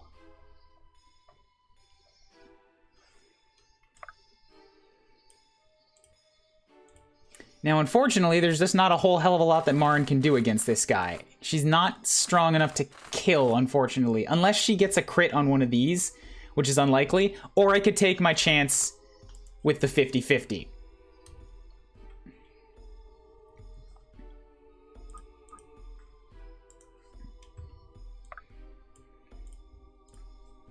Which makes it more likely to kill him, strangely enough. Because I can use an attack that has, that I'm gonna double with. And I only need to land one and he'll die. Marin, please don't go down on me. Ugh, fuck. Ah, I dodged both. Shit.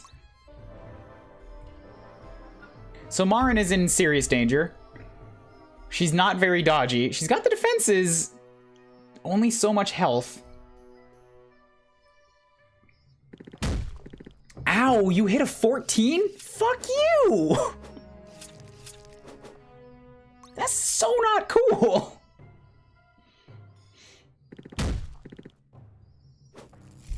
Yeah, I was worried about these guys. They do extra damage against Liberty. She still takes none. Ow!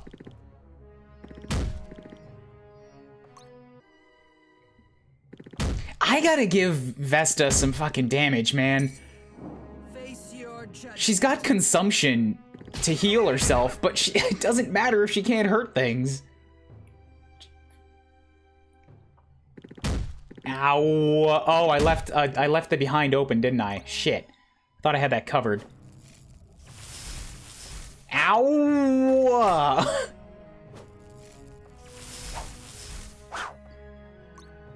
Sophia?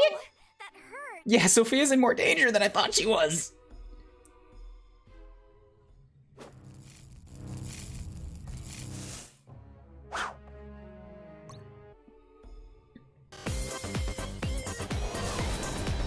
Yo, Red Cinder, how's it going? Thank you for the resub. Boop to you.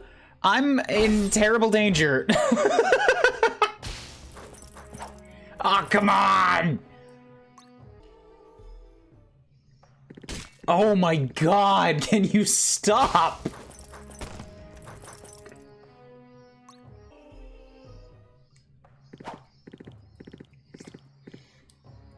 You landed all the hits you're not supposed to against the characters who couldn't take it.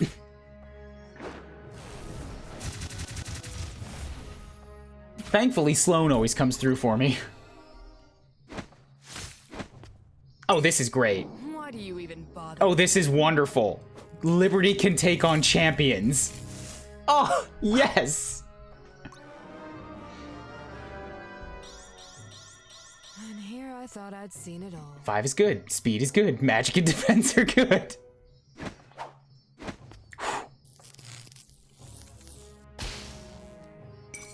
I won't hold back. Iris can take on the second champion. He's about to die.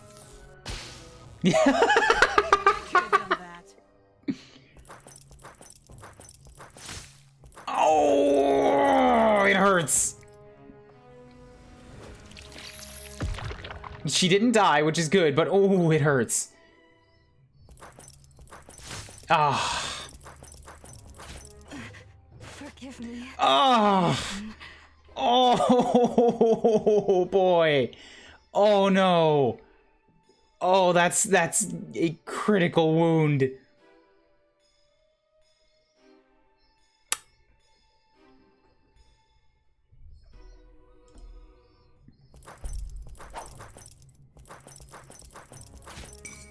I've had enough.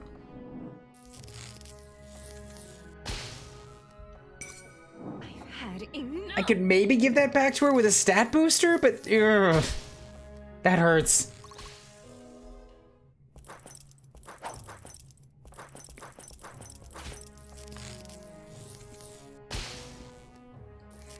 And if nothing else, that still doesn't hurt her chances of being like a tank on the front lines. She's still useful for the ability to heal herself. I've had enough. Well, I'm not gonna stay too long since I want to play this myself. Want to stop by and say hi. Oh, don't worry about that. It's not like what I'm doing is gonna spoil you too bad. The plot's not a huge part of this game. And how you choose to play it is going to be very different from how I choose to play it, because the classes all multiply on each other in really interesting ways. Okay, so like I might still have to reset this map. That was not an awful turn. I actually did quite a bit of dodging. They just landed a few unfortunate hits against pretty much just Marin, really. Everybody else is surprisingly in good shape. I see a dragon with a unit that's promising. Oh, there's multiple dragons. There's also this dragon over here. The Dragon Knight. The dragon that I have right now is just one of my lightning mages. And I mean, I do mean one because I also have a battle mage who's in armor.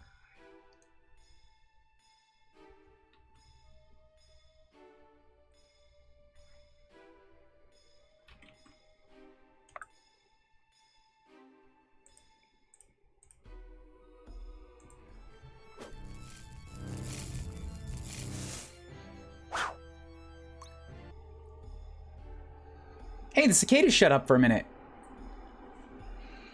I love the class designs. The class designs are great. The animations are great.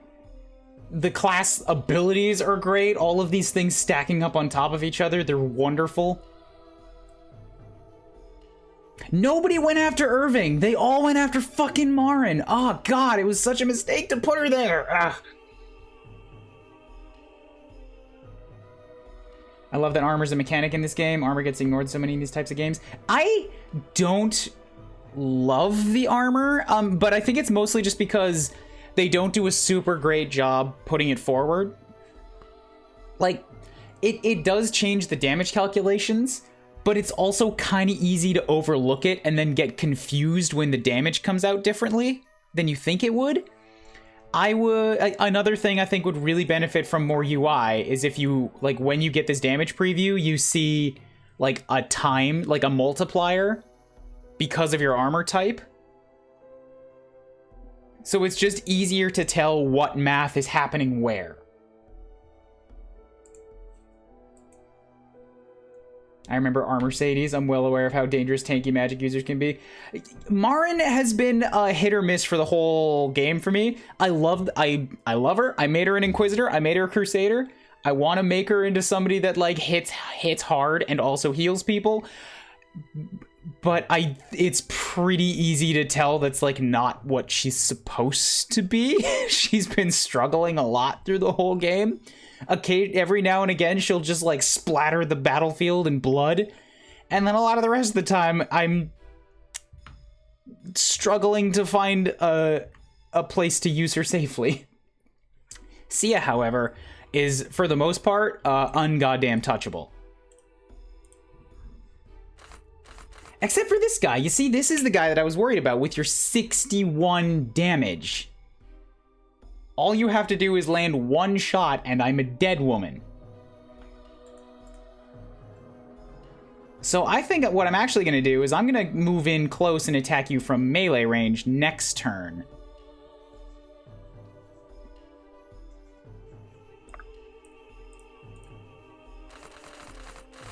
Can't even hurt this guy.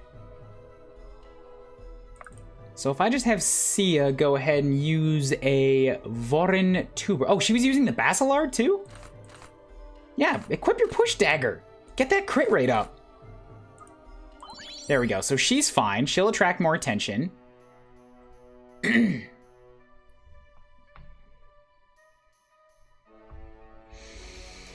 And now I need to find a way to deal with all of this that's sort of surrounding me. And I think it's going to be a better idea to kill dudes rather than keep moving. Because if I just keep moving, they're all going to swoop in behind me. I lost one of my heals, unfortunately, but I do have some dudes that are still incredibly just powerful. And pretty damn dodgy to boot. So if I can take out the dragon right now... That's one, I get two.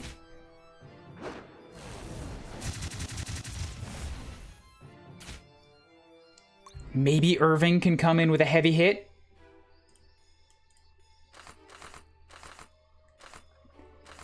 Not quite. But he's also not going to take much damage in return. And he got a crit. Father, give me strength. So down goes the dragon. I need Sophia healed. Somebody's either got to heal her or she needs to use an item. I gotta get this guy dead. If you're sure. Can Rose attack anybody and do any damage? She's still a little on the weak side. All these guys up here have their armor, so she's out up there. They're all wearing plate on this side. I knew that, but it's still irritating. Me?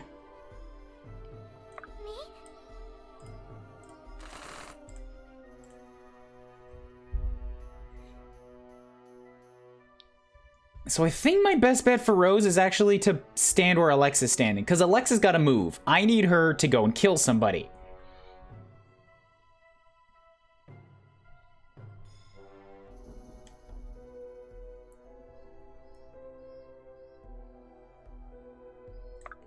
I'm not going to do this, but I want to see what the damage looks like. Oh, you do so much against... Sophia, you hurt like mad. It's because it does such a bonus against leather, isn't it? Son of a fuck.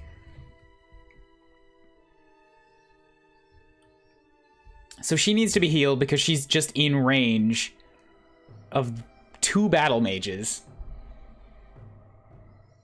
Or I could kill one of the battle mages. But then that puts Alexa at risk.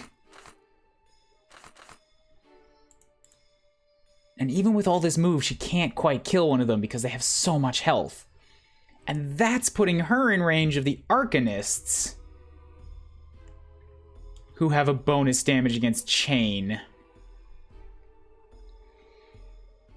Ready. That much movement is kind of a waste, because the defenders, I guess, hitting, you know what, maybe not a waste, because the defender's going to be a pain no matter what. So much defense. Let's just go ahead and boom on you. Thanks for the save. Move Rose into position to protect Sophia.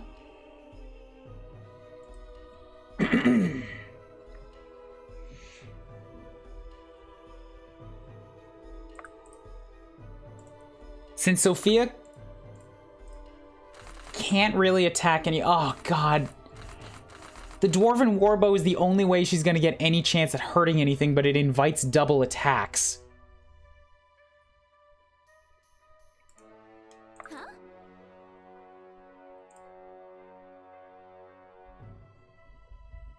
Oh, Storm Magic. Yeah, equip Prisbel's Rumble. That's better. She's taking a lot less damage from it. Huh? Leg of Mutton, 60 HP. That should be good enough. My turn. So I could have her heal herself, or I could have her attack and have somebody else heal her. And you know what?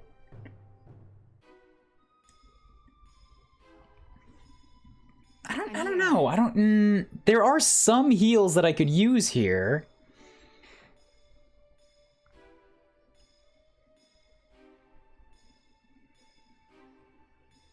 I could have Samara give it to her and then have Vesta heal her, since Vesta can't really hurt these guys either. And Samara's not much of a powerhouse herself.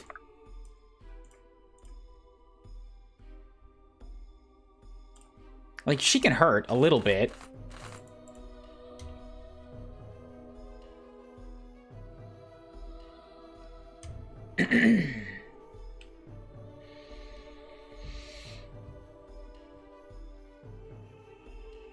I could slightly adjust Sarah. Like, if I move her here...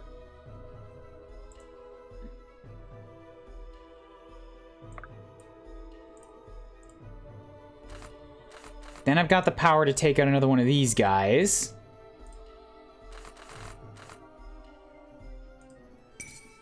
All wastes before the sun. Well done. And then I move Vesta into position.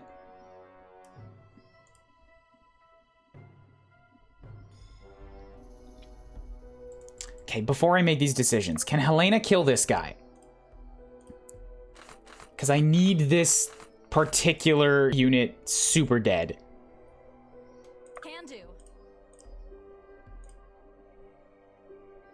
Okay, Helena can't, but Bianca can without even moving. So you go ahead and just nuke this man from orbit.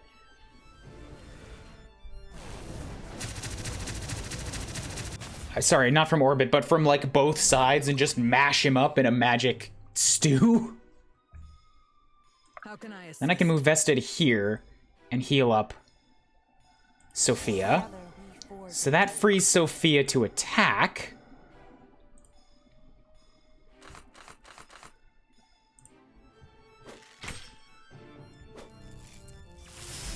And she took the hit anyways.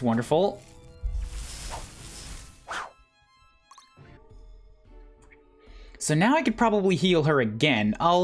Samara is also kind of in danger now. I just realized this. So I'm gonna want to move her in here so she gets an extra defense boost from Helena. Or I can move Helena to give Samara a defense boost. And then I can move Iris into position so that she keeps her dodges. Yeah, let's go like this.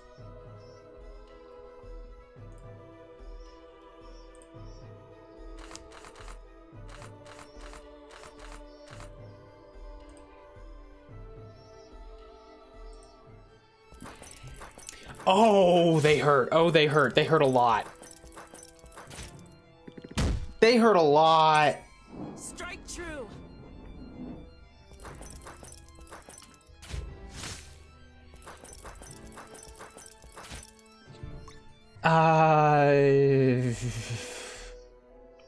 Here to help.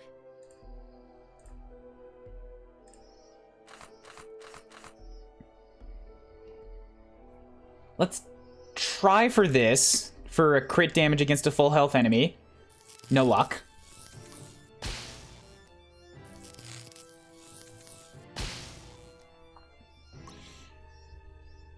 Sophia's protected. I'm actually going to take this turn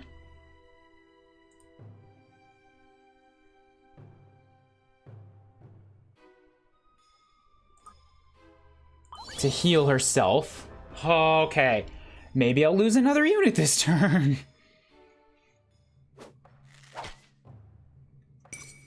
This one's on the house.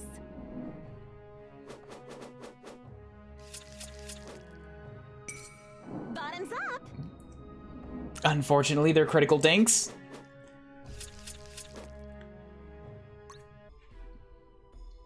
Good. Yes, bring that sniper closer and don't block him off. Perfect. Bottoms up.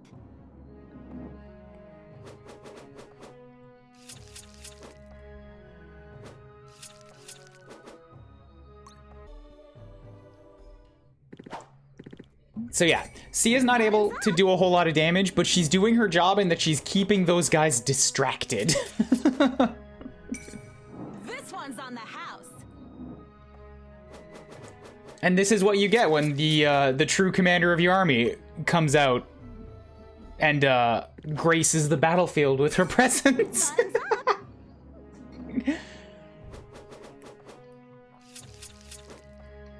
Of course, she would never claim that title for herself, but we all know who's really in charge here.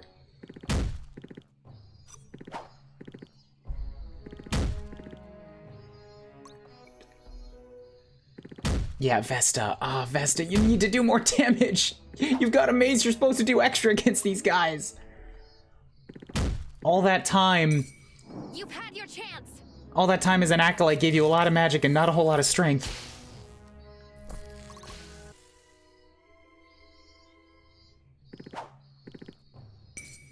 You've made your death a necessity.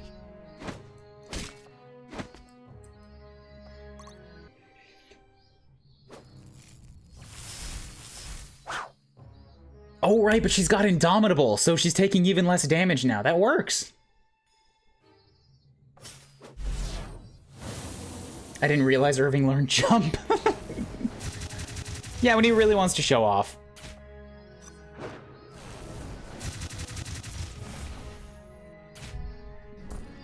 Sloane's natural state of being, however, is showing off. She just kills everybody. She doesn't move, she barely even has to try. Enemies just fall down in front of her. She heals herself of any damage she takes.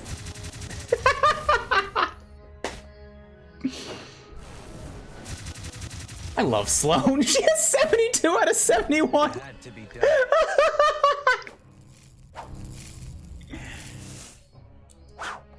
She healed herself above her max HP.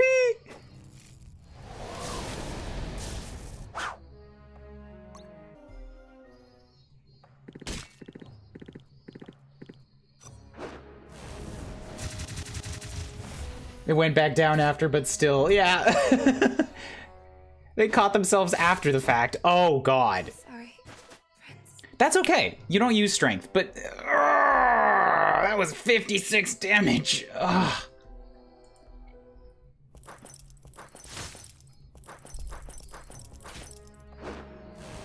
So that's 2 down. But one of the penalties was not... okay, this is probably 3. Yeah, that's 3. Sophia. I don't feel so good.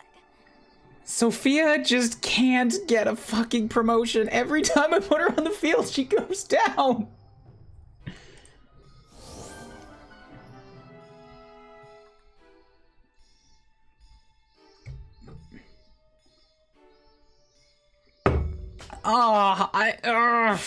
I've still got most of my army here.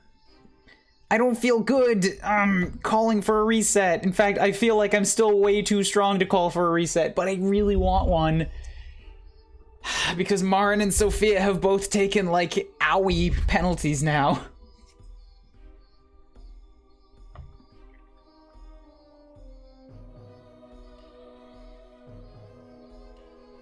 And Marin was one of my healers.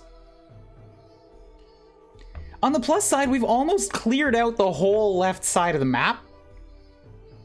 So that's not for nothing.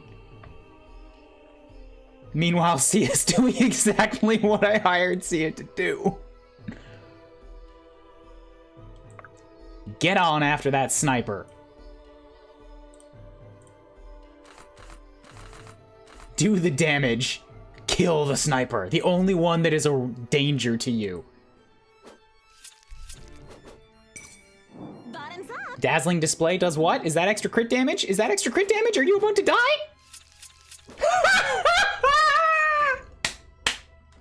Yes! Yes! Okay, cool. So, this map has treated you well, all things considered. I agree, yeah. I've taken some penalties, but that's... You know, that's kind of just what you get when you play strategy games. They put in the debuffs as an alternative to permadeath. So I think it only fair that I continue to ride it out and I just take the punishments that I get.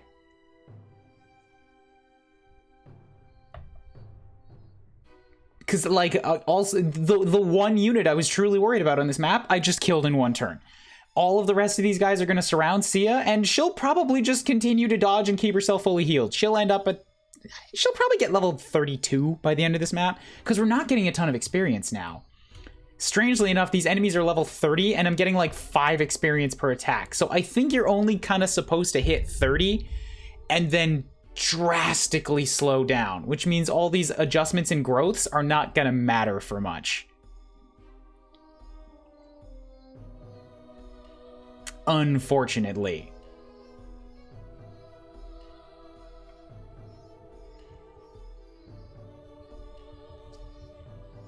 There's only one Arcanist left who's really a threat to my mini plate wearers, so let's go ahead and destroy that real quick.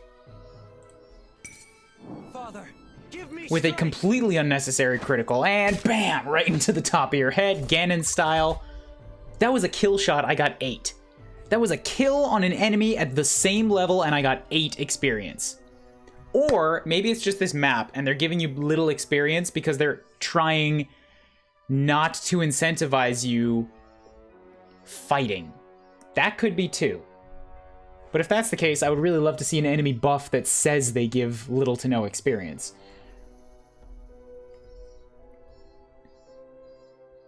And I guess now that Sophia's gone... Oh, fuck, I killed the only enemy left that wasn't wearing plate, and now Rose can't do anything.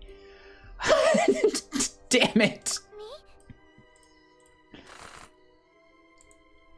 Rose is also level 29, and I'm not... Nobody attacks her because of her skill, so she doesn't get any... I have to have her attack. I have to have her attack people just so that I can give her a chance at some kind of experience. She's not going to do anything, and that's fine. I just need her to get to level 30.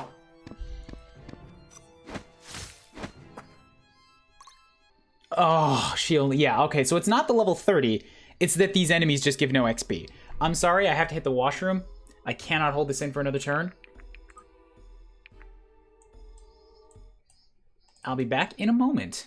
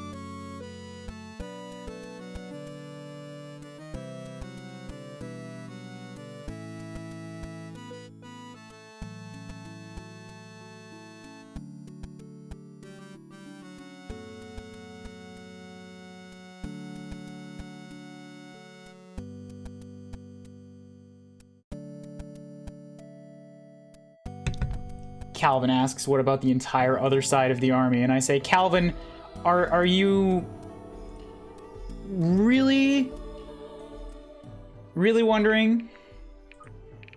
Or are you troll wondering? Because, like, from my perspective, what other side of the army? My only concern is what's going on right here. This is the battlefield. Because over here, I've just left this up to Sia, up to the commander of the army. And, by the time everything on the left is finished, there's not going to be another side of the army. Because really, all it took to turn Sia back into an unstoppable force of nature was to give her ranged attacks. And now she can kill all the mages and the archers that come after her too. Plus healing when she dodges. She's... What is this, a native dodge of 75?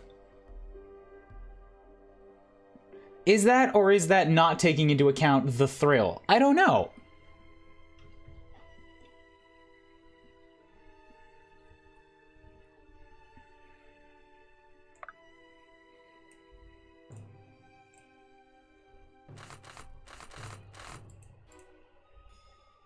It's on.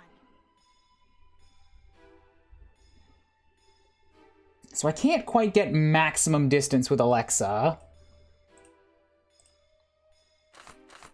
I can get a pretty good distance with a pretty good crit rate. This will leave him very wounded, if nothing else. But I'd rather get a kill shot than a wound shot.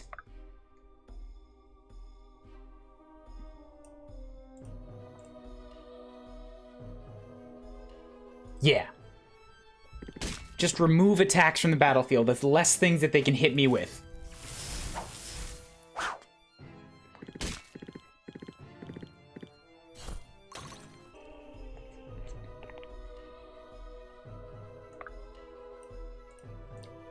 Let's take out this champion so you don't get another chance at that 56 damage strike.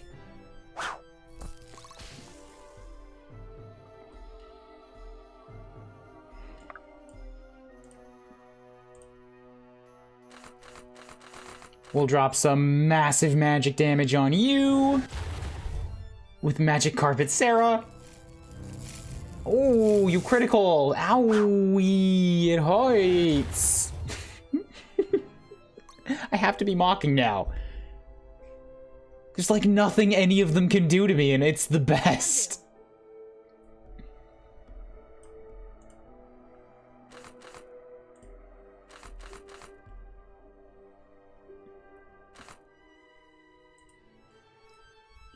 I could probably have just left Bianca on this side, really, and she would have made a mockery of this whole army.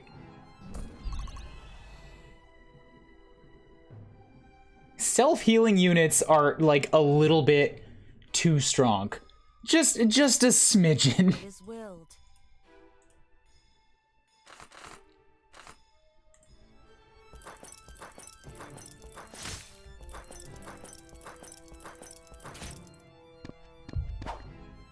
Sloane never has to worry about anything. Sia never has to worry about anything. Bianca has less of a chance to heal, but probably the same deal. I think even Iris will self-heal on criticals. That champion just got one lucky strike and took her out before she could heal back up to full.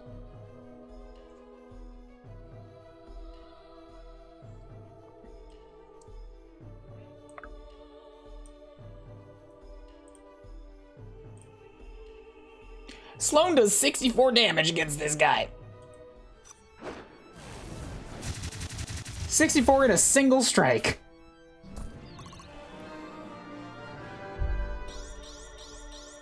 It's all falling into place. 6. 6 is good. Yay for more magic, more power. Let's drop a heal on Samara since she's likely to attract more attention here. Make sure Samara stays in range of Sarah for those boosts. My shield is yours. If I put her near Bianca, she'll also get a power boost. Can I actually hurt these guys if I do that? Still no. So she's gonna get the most out of the heal. Cool. There's a secret enemy there that I can't see. Awesome. My shield is yours.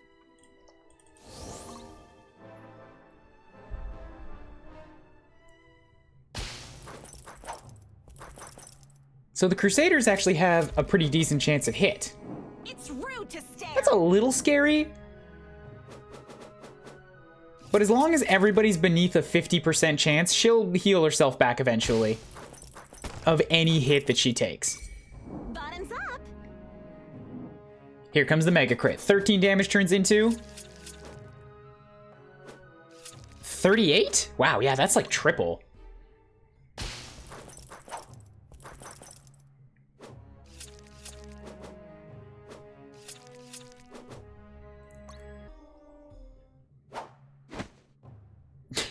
Yeah, using a Reaver? That's the Drifter? Drifter has absolutely zero chance. I mean, it's 1, but 1 is basically absolute 0. Bottoms up. The only enemies that will be left are the ones that Sia straight up can't hurt. Everybody else is gonna die to her crits. It's rude to stare.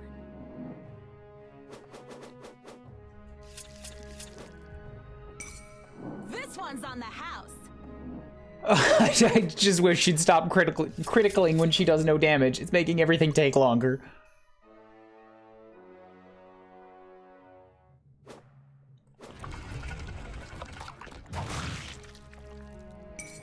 It's rude to stare. All those archers, too, that I can't hurt are taking up space around her This one's on the house. so that the magic users can't get in. So that's gonna slow it down a little bit. But if I manage to kill some of the Crusaders standing next to me, This one's on the house. then the mages will move in close because it's the only place they can hit me from.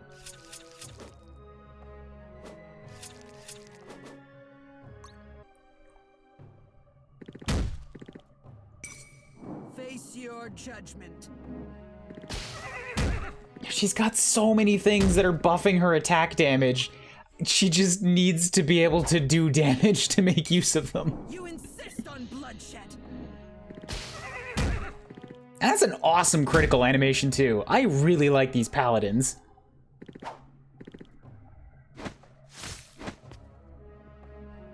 Irving doesn't like to take steps anymore.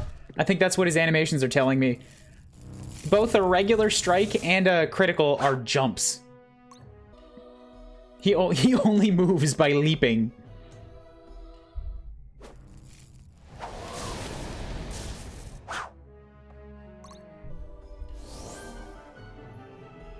Alright, so, yup, this is going about as well.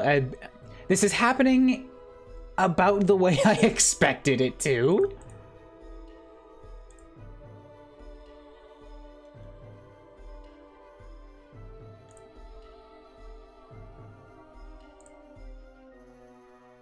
Let's see if I can take out one of these Crusaders. Maybe free up another melee space. This one's on the house. Wonderful. Good. The Drifter will kill himself next turn too. And then there's the other armor dudes. Like, what are these? Yeah, the Paladins. I can do 1 damage at a time to them, so they're gonna take a long time. To the point where I'm probably gonna have to send the rest of the army over to get Sia out before they go down.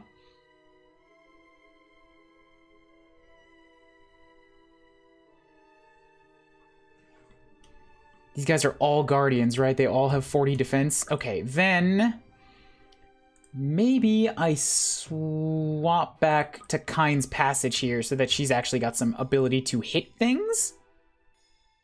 Or to do some damage? She's gonna take a hit back, but I can heal her. So yeah, she should be okay.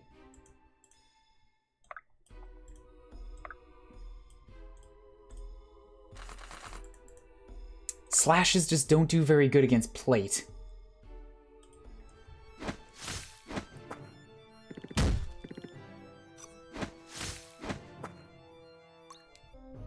Excuse me. Ready. Step up to here, and that's entirely unnecessary. So if I... That's less of a move, but it also won't kill. Ready. Can I get... Vesta still can't hurt them at all. So instead, Vesta can drop a heal. Effort duly rewarded. Strength is good, yay. You do need more of that in order to hurt anything. I might have to give Vesta the hammer. Although, Piercer's not bad on damage. It is the balanced one. And she's not too accurate without it. It's giving her 8 extra. So if I run up to here... Still not enough, eh?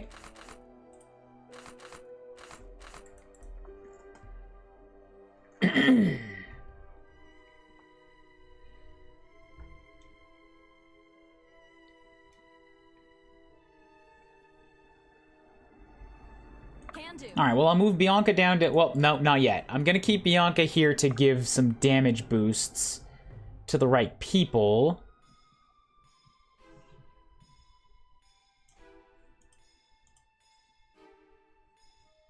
If she crits one of these, he'll go down.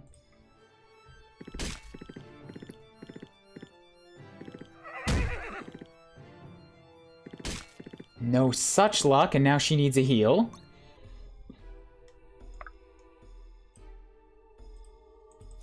Get up, Buttercup. I can keep Bianca here, I think, because she's more useful giving her damage buff to the whole rest of the army. So we're just gonna blast you out real quick.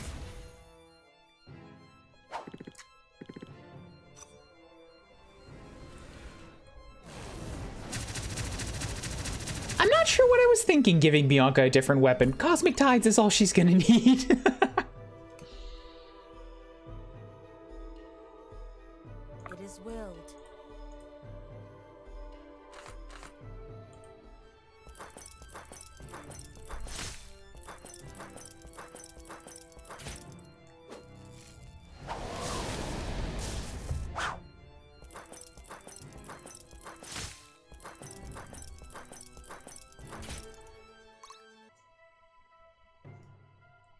Easily done. It's not a lot, but it's a something.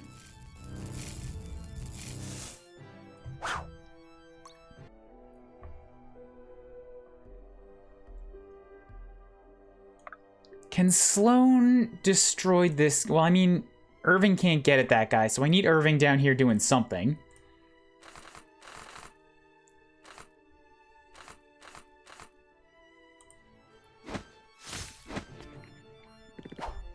Just some kind of attacks for some kind of experience.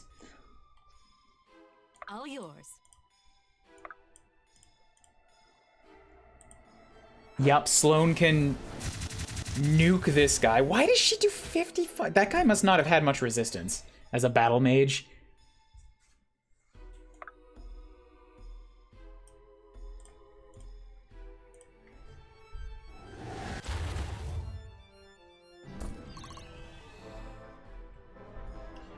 Okay, I probably should have turned off the animations too. Maybe I can? Yes.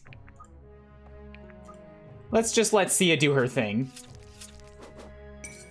It's rude to stare. It turned off the animation even though I paused in the middle of an animation. Certainly hope this doesn't cause a bug.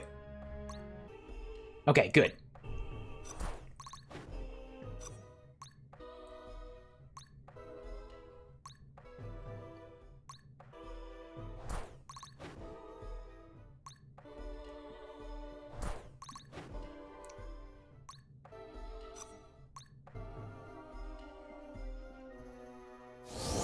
Cool. So she's still fine. Yeah, the rest of the map is basically just going to be clean above these guys, so I don't think I need to keep watching the animations for now. Unless I get a class up for Alexa or Rose, but because of the crippled experience, I don't think that's likely to happen.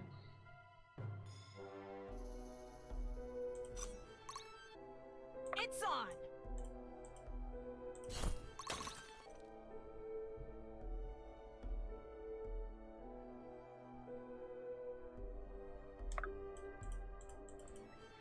Just go ahead and slowly chop your way through them. Strength is the only path to peace. 5's not bad. Strength and speed are good. It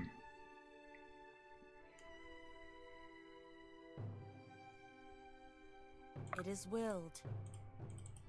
See it through to the end. Chip chop on you, and now we get some heals out. Draw near to the light.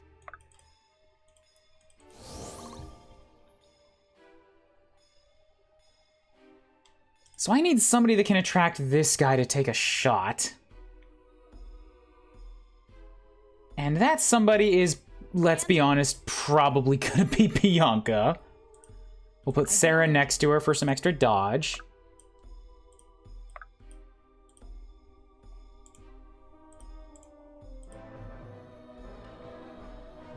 And I hope they come after Bianca instead, because that archer might do more damage. There we go. So I'm gonna slowly pick people away from Sia. Fine by me. Oh, 3's not great. Speed and strength are good. The rest is not great.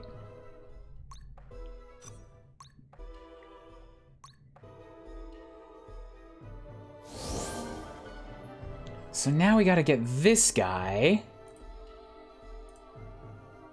So Bianca can come and step here.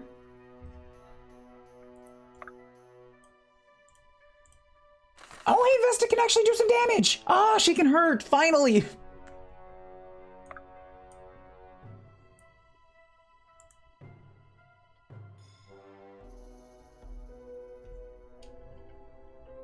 .40 power.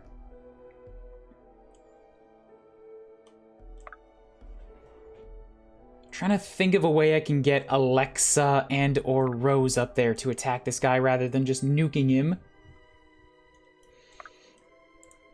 I've got it. So like some way of blocking off his progress forward.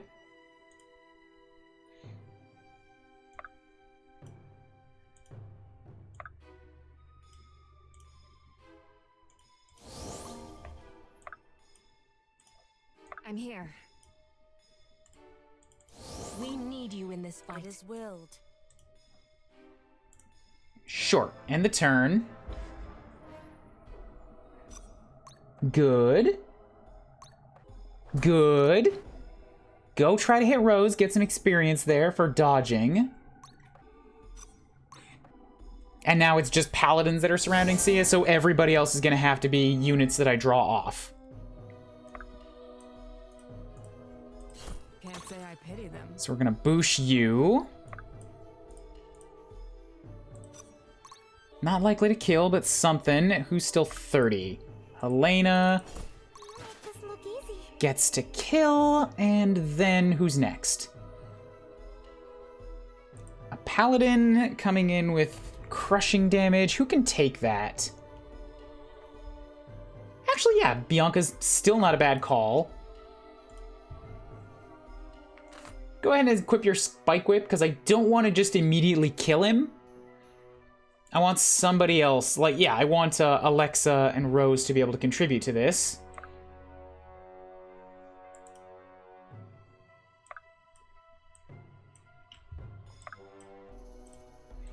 Put Irving next to you for a little bit of defense boost. I'm here. Pop over here and phase Rose a little closer. Like you better over there.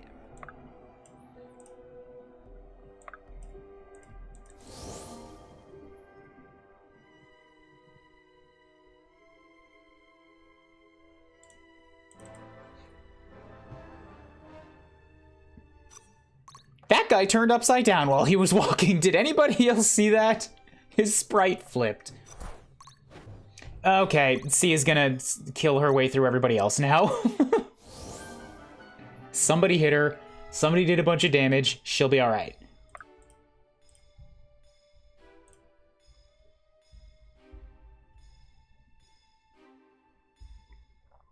This guy's gonna die anyways. May as well take him out. Reduce the damage.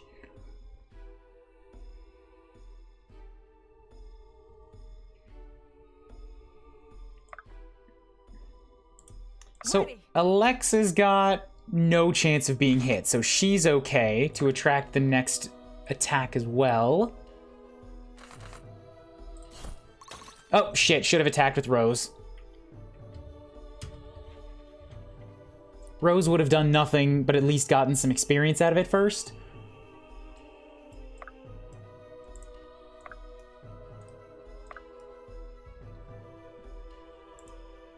So I'm actually gonna let Rose step up and be one of the attractors for this round.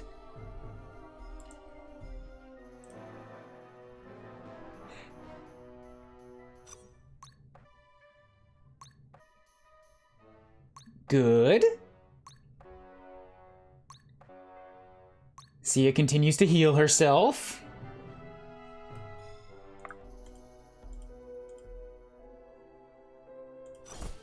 Good job, Rose. I need somebody to get up on that Windrunner now. Who's got 54 accuracy. I need somebody really, really dodgy. That would be Alexa.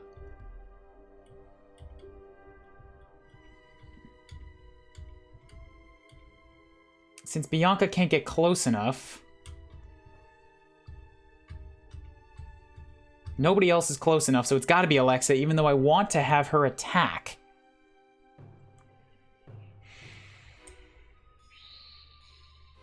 I suppose I could push her a couple times. That could get her in range, although I need to... Yeah, that should work. If I go boom...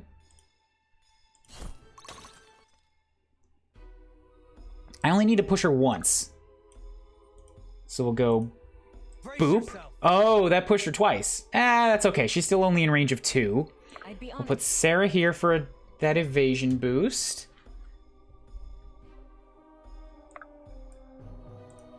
All right.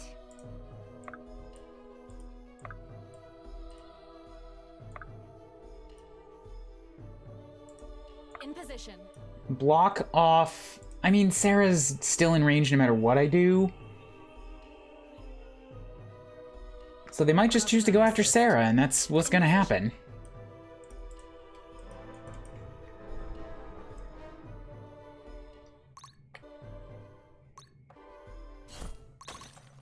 Good job, Alexa! You killed a Windrunner, because they apparently looked at you the wrong way.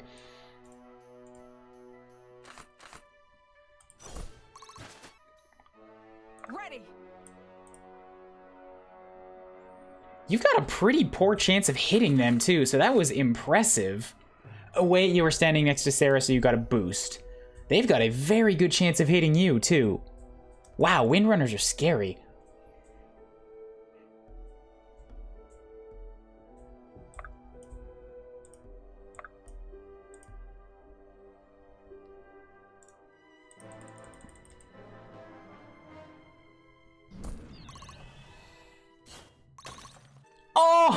Oh, she's at 98. Oh, she's so close. I wanted to give her a dragon.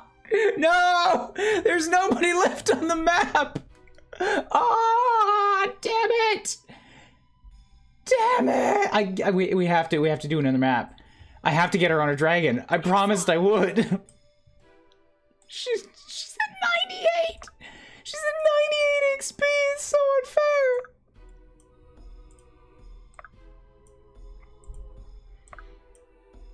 I'm also wondering why, Palisade, you said that the escape works differently on this map now, because I haven't tried to escape. Your strength.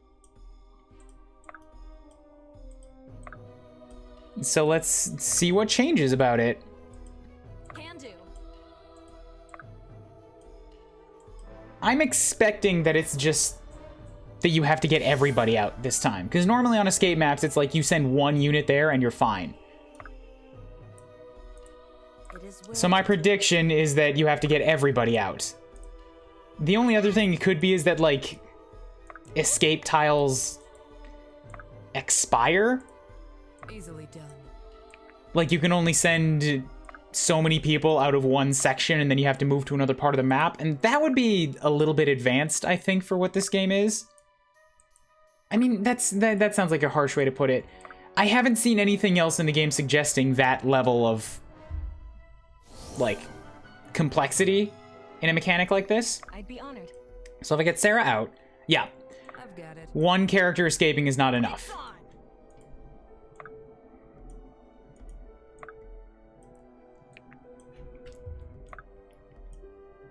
In position. And I lost 3 units. 2 of them took hits that actually seem like they matter. Shield is yours.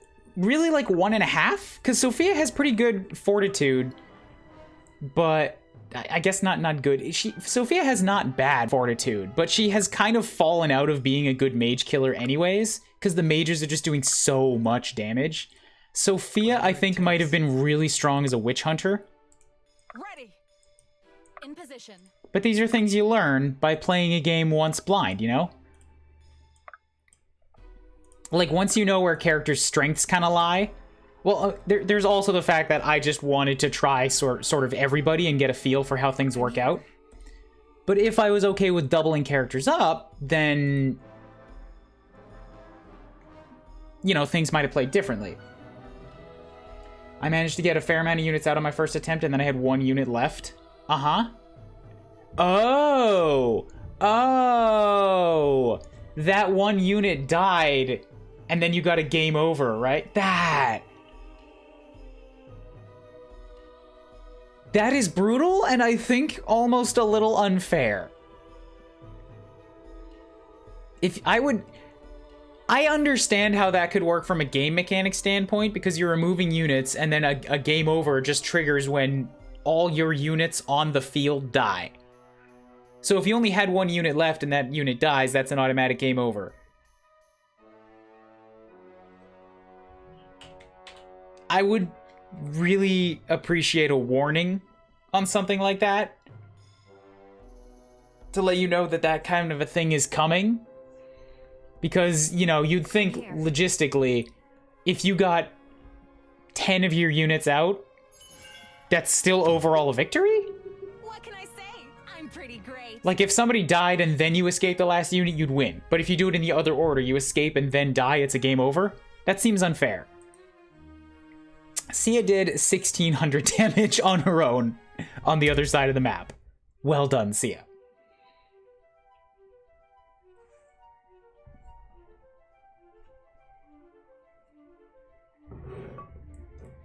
I said this wasn't going to be a long stream, but for fuck's sake, I want to get Alexa that dragon.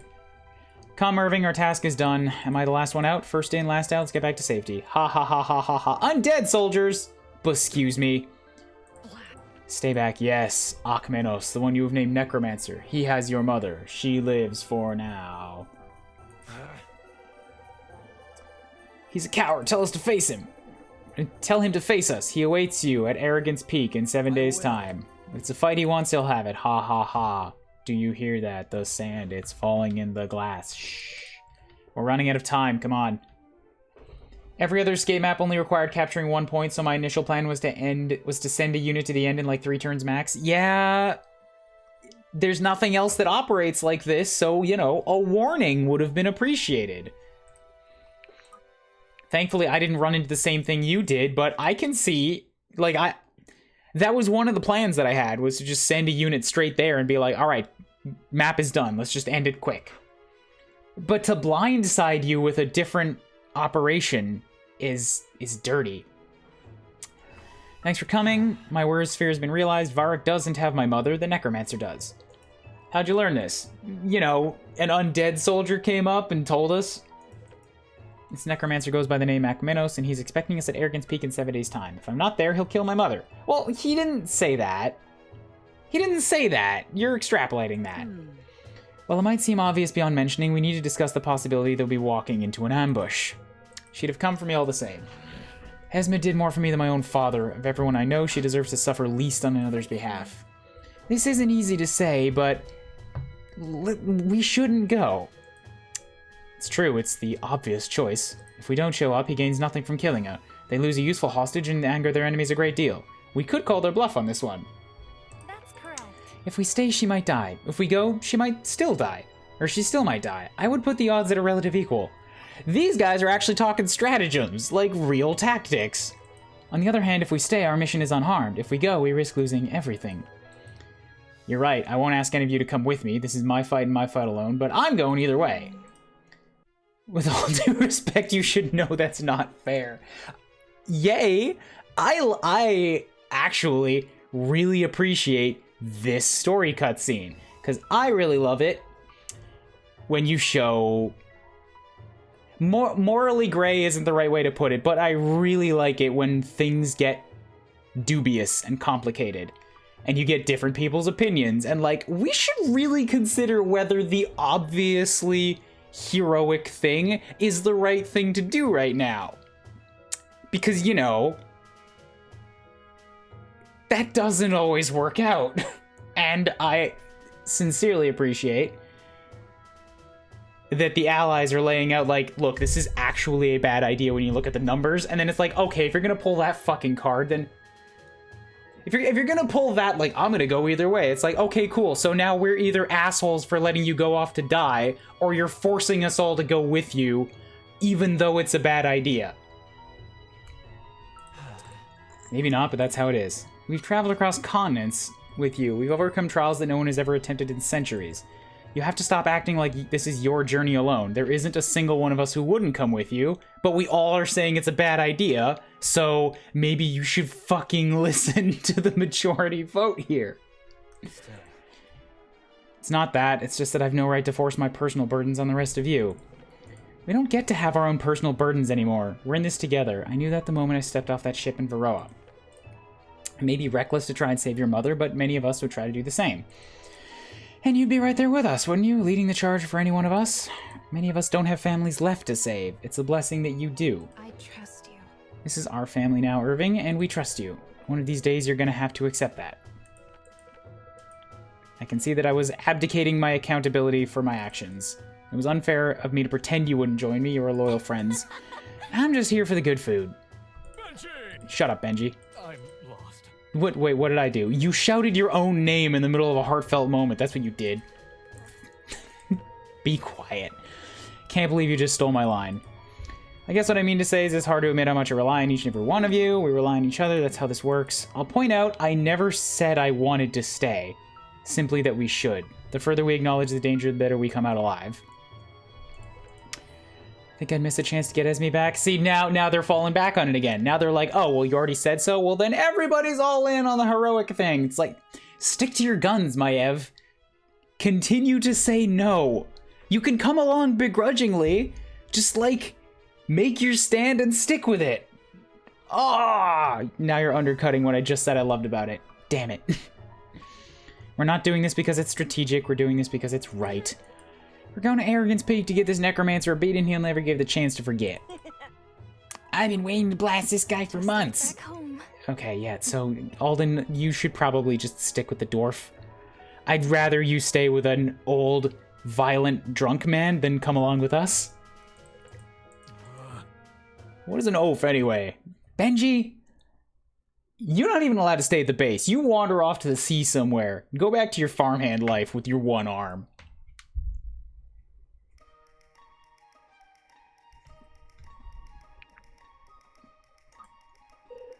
Is this like, is this the end? Palisade, is chapter 20 the end? This seems like it might be an end map.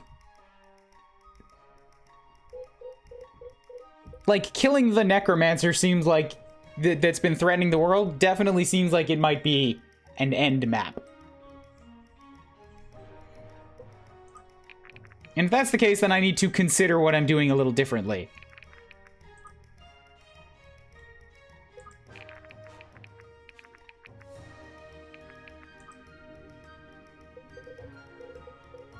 I still don't have an upgraded ranger. I've never seen these classes.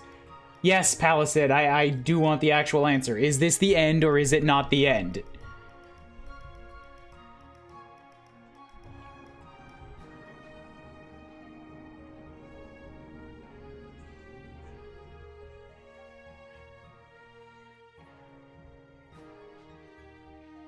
There's more? Okay, good. If there's more, then I can at least. All right, I'll take a look at this next map. It seems like it could be big, and if it's big, then I have to end the stream here because I already did 7 hours of this 2 days ago. So let's drop a save. If it's huge, I'll come back. I'll do the bonds and stuff like that, and then we'll end the stream. If it looks short, then I'll pound it out too. Because I do want to get Alexa that class up, and I want to see what the hell a ranger turns into. Neither of these guys have made 30 yet. It's killing me.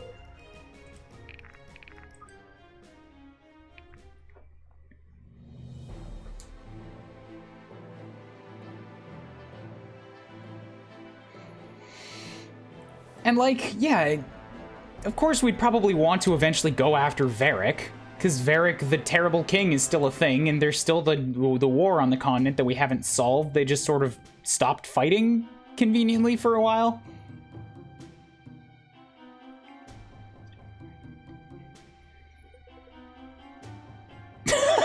Okay, so he just shows up alone. Gotcha. Let's skip this.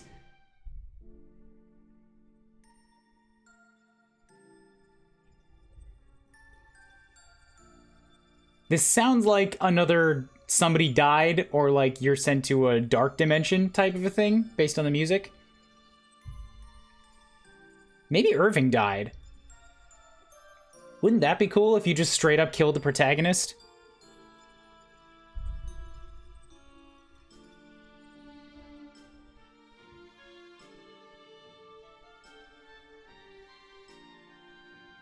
Choose units.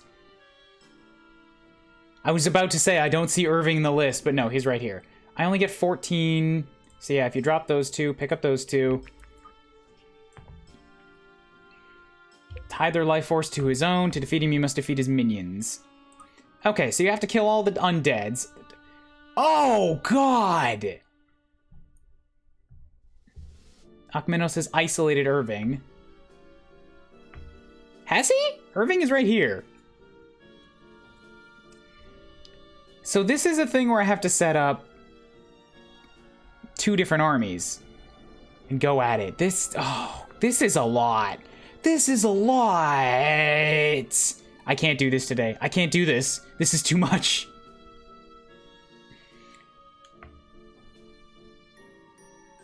They have 6 Thunder Dragons down here alone. And of course, 3 of them have Wild Blitz. It's only 3 hours. I've already been streaming for 3 hours. I did say on Thursday that I can't do another 7-hour stream.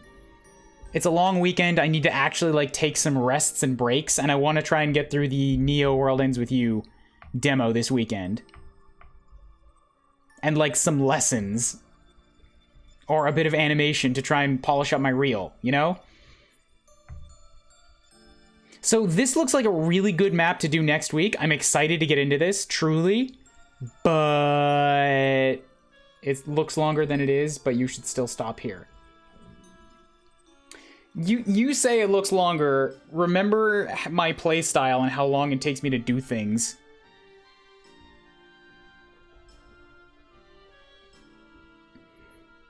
I guess it is, it's two lanes. So it's not like a regular defense map where I'm filtering everything into one line. By its very setup, I have to have 2 lines of killing going on. So that would make it go faster, theoretically.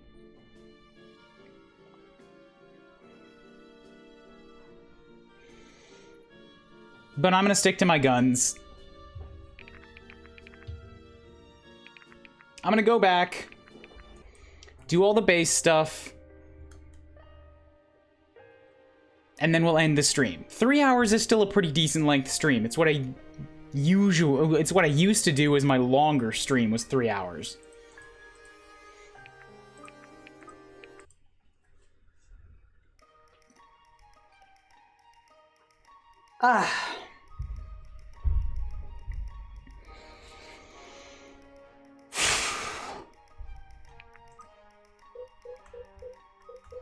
Plus, I am very hungry.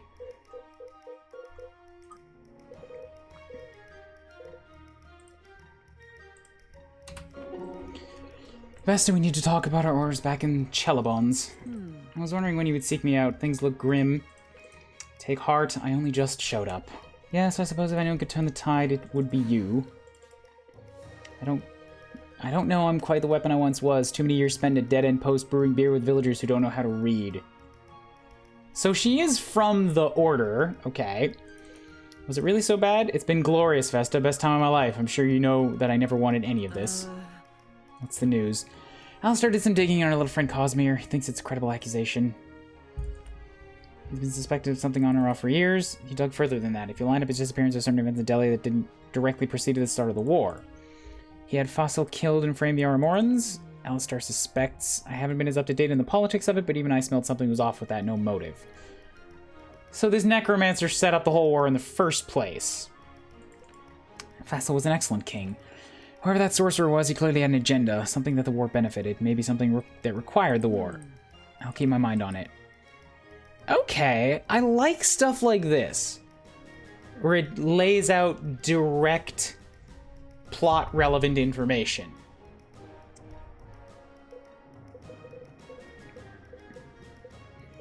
That said, like, bonds and supports and stuff, they don't all have to be directly plot-relevant. Some of the best ones are kind of fluff, but it's harder, I think, to make fluff interesting and to make fluff land. Mind if I join you? Looks like you and Monroe were in it for the long haul. It's been a while since they joined? Even if he did want to leave, I'm not sure I'd follow. Good, let's send him off then. You don't trust him? I'm not sure what he wants. That scares me in a person.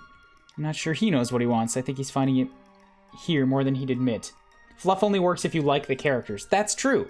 That's a good way of putting it. Fluff can make you like the characters, but I think that's the hardest thing to do.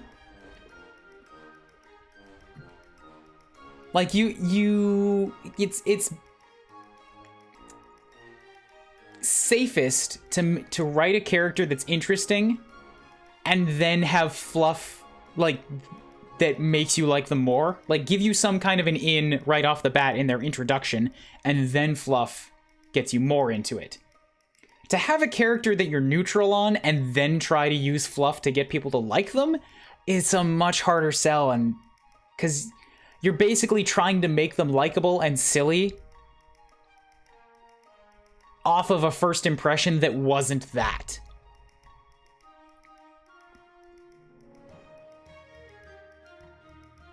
Yeah. I'm not a writer because this shit is hard, but I have consumed a lot of this type of story before, and I know what works for me and what doesn't. How'd you have been to services? We met in Swift Harbor not long before we boarded Ford's ship. He had business, and I was looking to take a new job. Being black-blooded and all, that was the idea. What a vile name. That's one more reason Trip Across a Barrel applied to you. Yeah, so aspects are... I mean... I forgot what they were called. Advents? Whatever the magic guys are. The not mage magic guys. Do you ever miss home? All the time. That's the worst part. I can't go back. Not for long. But I never hated it. Childhood was wonderful. Loving parents. Plenty of space to learn and grow before the whole incident. The event that gave you those scars. Ooh, is that why she wears a mask? Those men would have done anything they could to hurt my father. It's difficult to talk about sometimes. Miss home often too. My childhood room, my family. You weren't born here? Densk, actually. That must have been incredible. It had its perks, but I was never meant to stay. I heard my calling, first to the priesthood and the order. Wasn't really at home in Densk, but the priesthood, the order, they gave me purpose. I feel that way about this group. I'm glad to hear that. I think we carry a part of us wherever we go. I think that becomes part of whatever purpose or belief we end up following. That would explain many things, like the road, good friend, or some quiet meditation can feel the same way as home. Sometimes, anyway. Sounds right.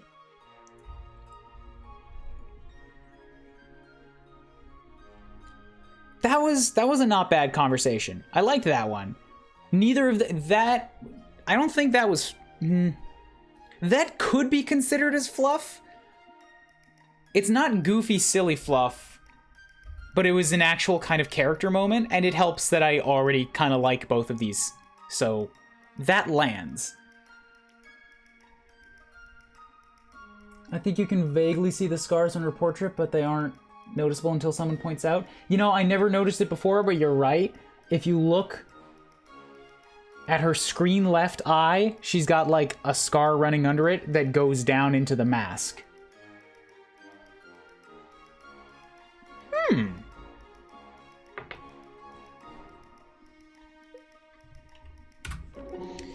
Best if we succeed in securing the aspects, you will have fulfilled your duty. That's right. What will you do then? Sworn to protect. What next needs doing, whatever's right. How will you recognize that when it comes? How will you know you're meant to be? When you heard the call of the gods, your mission becomes clear. I knew I had to challenge a champion of Oasis, and what did you do then? That's a great thing that is super hard to pull off. You mean the scars or the character moment fluff? I followed him to you and then others, yet through yet more challenges. And how do you know this is where you were meant to go? It seemed clear at the time. One challenge led to the next. Why else would the gods have led me to Orima, tested me, if not to join all of you? Exactly. Your call has never left you, just as my duty will never leave me. How I fulfill that will change as the world changes. But when the time comes, I'll know what to do then, just like I knew it before. You're wise not to bind yourself up with tomorrow's concerns. Today's troubles are enough. Nero is the same way. When our quest is complete, you should find her. Best I told you I cannot return. No, but I have a feeling her time at the monastery came to an end not long after yours. How do you know? I don't. It's just a feeling I have. Maybe she'll be the one to find you. For now, it's as you say, we focus on today. And there's no shortage of tasks ahead, though I'm glad to face them side by side with a friend, as am I. That one was less impactful, I think. But it might be because Helena's a great unit, but I am not super connecting with the character type. And most of the interactions she's had have been pretty befitting of a monk. Like, very flatline. Having something shown on a character that a player won't notice first time around, so the scars in this case. Yeah, alright, that's... Agreed, yeah. That is really tough, and it's super, like, oh my god, that's true! It's a great thing when it's pointed out.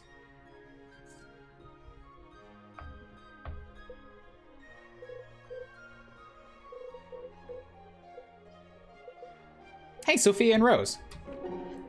Rose, right? That's such a pretty name. Hey, thanks, Sophia. Were you named after a flower? I guess.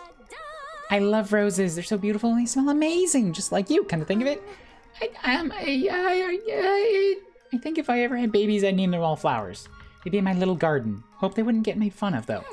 Did that happen to you growing up? Did all your friends call you Rosy Cheeks? Or what about every rose has its thorns? You hear that one a lot? Actually, I didn't grow up around a whole lot of people.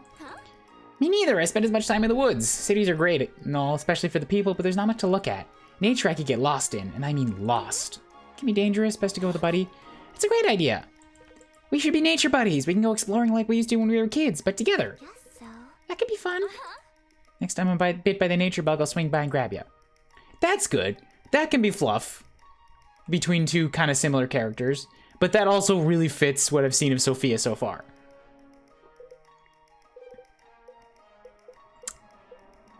Also, on the topic of names, we just had somebody move into our house. His name is literally Taco.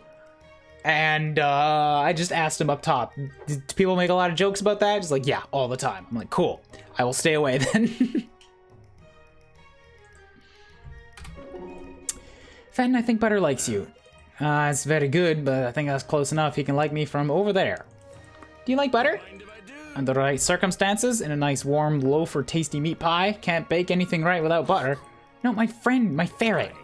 Oh yeah, he's a cute little one, aren't you? Ow! He got bit. That's gonna leave a mark. He does that. That's how he gets friendly. It's like a little kiss. Sundered stone. I'd rather kiss an elf. Have you got your eye on anyone? It's a finger of speech. Ah, slinky gutter rat. I'll pick up on all your dwarf expressions eventually. I just need to hear you use them more. It looks like there may be time enough for that.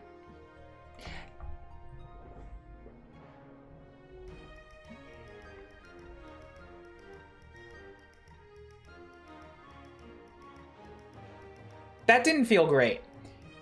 It fit both of them, but it was like kind of too short and nothing really happened. I gotta resist the urge to like review every one of these supports or bonds as I go through it. And you know what? This is probably just gonna like make me do this same thing the next time I go back to a new Fire Emblem game. Is gonna be like, 6 out of 10 on that one.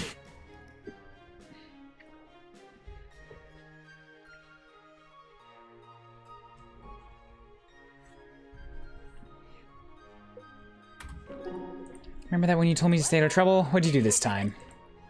Nothing. Aren't we just about the most wanted criminals in Delia now? Or a certain way of looking at things. That's because the law got on the wrong side of the people, not the other way around. It's funny to think about. You telling me to stay out of trouble, now we were in a revolution. Not even. I seem to remember someone telling me they get their ferret out of trouble all the time. Someone else in our group has a ferret? No. I've gotten Butter out of all kinds of trouble. Seems to me like Butter gets you out of your own fair share. Does he? When was the last time I had Ferret's Fury actually activate? I feel like it was 4 weeks ago. Sophia, to be fair, has been getting knocked out of a lot of fights, but still.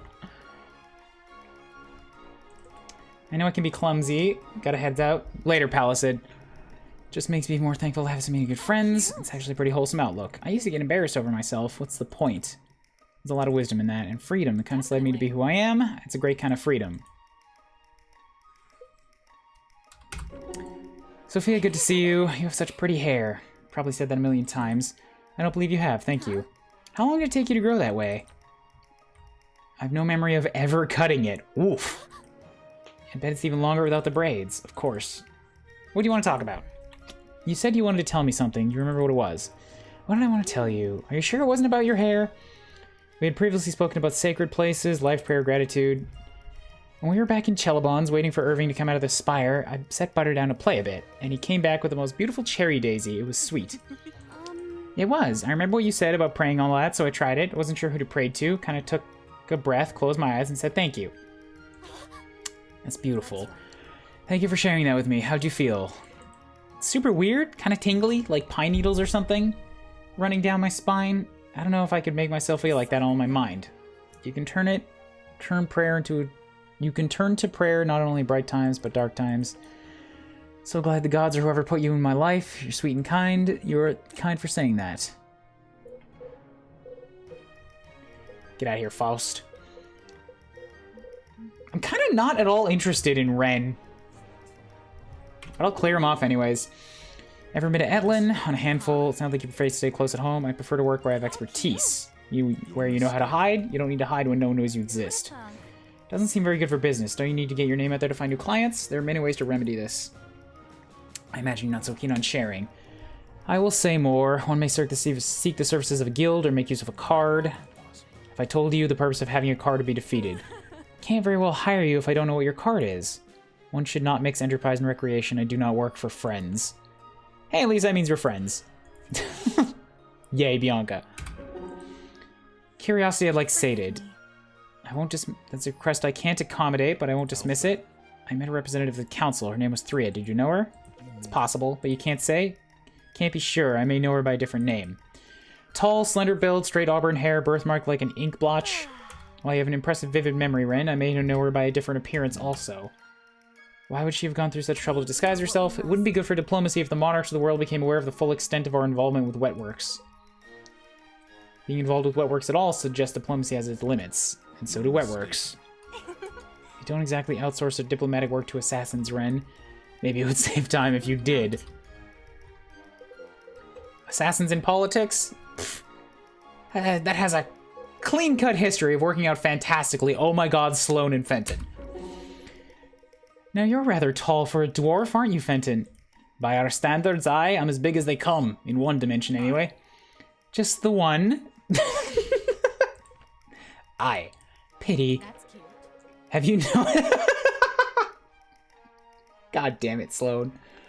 Have you known many dwarves? Not as many as I might like. You seem to know a bit about our people. A girl learns a thing or two when she's locked in a library for half an eternity. Many a dwarven play helped me pass the time. Corella and Grungar was a personal favorite. I know it well. It was Grungar's tall structure that helped him convince Corella he was a human like her. I think with a name like Grungar, she might have figured it out. It's a rather traditional dwarven name. I can only assume she wasn't half as well read as you, Lady Sloane. Maybe many are not. When they perform the play in Everhearth, do they usually cast a human actress from the surface to play Corella? Not only that, not that I've seen. It's always a Sheila in stilts. Interesting they'd go through all the trouble. Makes it a lot easier to perform the scene when they resize Corella. I might imagine. Oh god. Oh, they cut her legs off? Ew. Ewy. Here's the plan next time you go to a royal ball. You following? This boy you had your eye on before this all started. You know you can never be with him. Too common. Yeah, but how does that figure into the plan? The other one. What was his name? Surely not. Dubico? He would never be interested. His family wants to build their holdings, not get their primary heir tied to the crown as a prince. His family wouldn't be interested, but what about true love? True love conquers all, or so most romantic young men believe. All it takes is a little push. What do you want me to do? Dubico knows you're interested. You said you've made that clear. They like to have the option of you, even if they don't have you. That makes sense? No, but continue. All you need to do is make him think he's losing the option of you. Jealousy can be provoked well before it is merited. Oh, Sloane, you devious bitch. How do I go about doing that? You shower affection on Roderick, in public, with Dubico there. It'll drive him crazy. Roderick becomes collateral damage. Unbelievable. How do you manage to turn courtship into life or death? Very carefully. What if it doesn't work? I don't know if I could bring myself to shame Roderick like that. Bring yourself to shame Roderick, or don't bring yourself to Dubico's heart. The choice is yours. You're vile, you know that? And that's only the first half. I like Sloane. I like Sloane a lot. Sloane is a great character.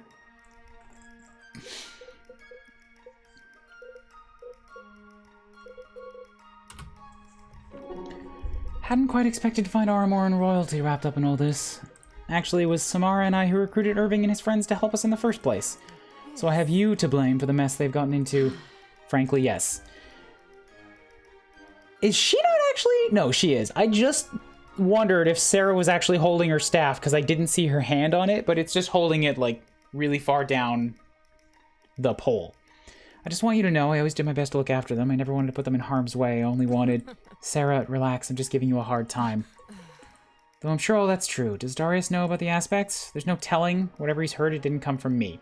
The Eternals. Superb. For the time being, the less who know, the better. We may want to change the policy down the road, but that should be something we decide together. Do you trust them? The Order, you're a bit biased. With my life, I've done just that on several occasions. Isn't there an action part of the reason we got here? I'll admit, in recent times our mechanisms have been slower to react, but what you don't see are all the catastrophes we've avoided. I imagine that's the idea. You got it right. That's true, yeah. There's a surprising amount of jobs in a fantasy world and even in the real world where the whole point is just making sure that bad things don't happen. So if you're doing your job right, people don't notice you've done anything at all. Makes it really hard to get, you know, credit or funding in any way from people who don't know about it. incredibly hard to get the public on your side in a way that encourages that funding as well, which is probably the biggest shame. Alexa, how you doing? Great. Why? Does it look like something's wrong? I mean, you just got out of prison. I don't think you need to look wrong for me to check in. Oh, I made a hardier stuff than that. Guess I could say that. What about Rose? Harder stuff's not exactly the best descriptor there. She's as shy as they come. Damn, she can't put an arrow through an apple at 1,000 yards. So we gave her swords instead. 1,000 is a little far-fetched. Is she that good? Abyss take me if I know. All those numbers ain't really for me. She's damn good with a bow. You happy? I didn't mean anything. If anything, the fact that I believe it speaks volumes about how just good Rose is. Where'd you dig her up? Red Hill girl. Bit like me, her old man got caught up in the Dillian war machine. She hated what it did to him. No one else in the world she loves more. What was so bad about fletching arrows? He fletched for hunters, for sport, anything but war. From everything I've heard, he's gentle as a lamb. You got that right. How about yourself? Got a family that Varric stepped all over? Family back home? Don't know about the war. Guess we're here for pretty different reasons. Hope you never come to hate Varric as much as I do. Keep your head up.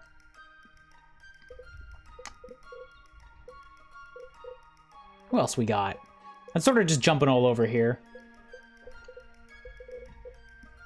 Oh, also, before I forget about it, we're just gonna spend some of this hard-earned gold on rectifying a mistake.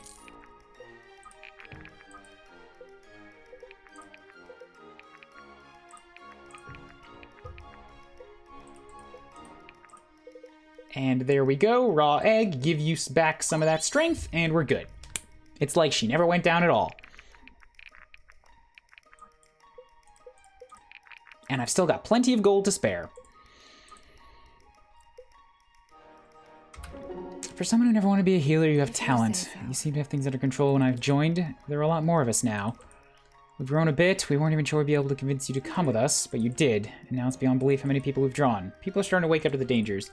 If we succeed in preventing anything worse from happening, it wouldn't do most folk good to know just how precarious their way of life balanced on the edge of a knife. Whoops, I keep hitting the full screen. They're counting on us. The illusion of stability governs many lives. Chaos could be the only fruit if everyone knew how fragile it is. Common people can be trusted no more than you think. Most of their lives are difficult without the war. Are you sure? I'm not sure history supports that. Think of the role mistrust has already played. Varric in your kingdom, the Eternals and the Aspects, a little trust could have avoided a lot of problems. It's pretty obvious what you mean about Varric. What about the Order? I feel like if more people knew about the Aspects, they would have been better defended against misuse. Maybe they could have helped to advance civilization instead of collecting dust in treasuries. Interesting theory. Just something I've been thinking.